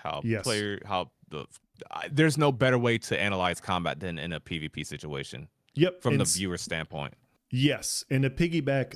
I completely agree with everything Nice said. To piggyback off that as well, Steven's made comments in the past, even on this last live stream, that he's often showcasing abilities. And so he's not using them to the speed that he would use them in game because he's trying to showcase what they are and what they do. And a live stream, like you said, a showcase of an archetype is completely different than a PvP based one where you're actually going to see, like, this is a PvX game that is designing itself for players to work together. And this will be like the outside of fighting like Tumak, this will be the first PvP instance of people working together to fight other people also working together. So it's just on a different level of combat. This will be the highest tier combat we will have seen yet, which will be great. Yes, I think we'll all be paying attention for sure. I almost want to get like an app for my computer, man, and get like the John Madden like stylus point and like, yeah, and so over here draw arrows on the screen and be like, I always want to do that when I stream. Yeah. Oh, okay, so we have to do that now. Yeah, we got to do that. That sounds good. Like really doing a play-by-play of every minute of the PvP, like during the combat. Yeah, I'm down. I'll see if I can find something for my computer because it'd be better to highlight and show and everything. So I think that just add to the stream. So okay, like an NFL style. Yeah, and over here he hits the hole. Boom. Mage takes him out in one shot. Oh, it's gonna be so good. All right. Well, I'm gonna go ahead and call it there, chat. We appreciate all of you being here. We couldn't do this without you, the voices of Verra. It's been a long 3-hour one. This might be our record. It's close to it. It's close to it. Oh gosh, we did go like 3:42 or 3:30 or something like that one time, huh? Yeah, with Vladis. That was. Yeah. Chat talks too much, man. Yep, I blame it on them. But yeah, we'll call it there, chat. We really, really appreciate it. Like I said, thank you for the follows, likes, subscriptions, all that good stuff. And we will see you next Tuesday on another Voices of Verra. And if you guys did not see, Elsa and I both posted Ranger videos yesterday. If you haven't already, go ahead and check that out for a more video format. But yeah, that will be it for us. Thank you so much. See you guys. Have a good one.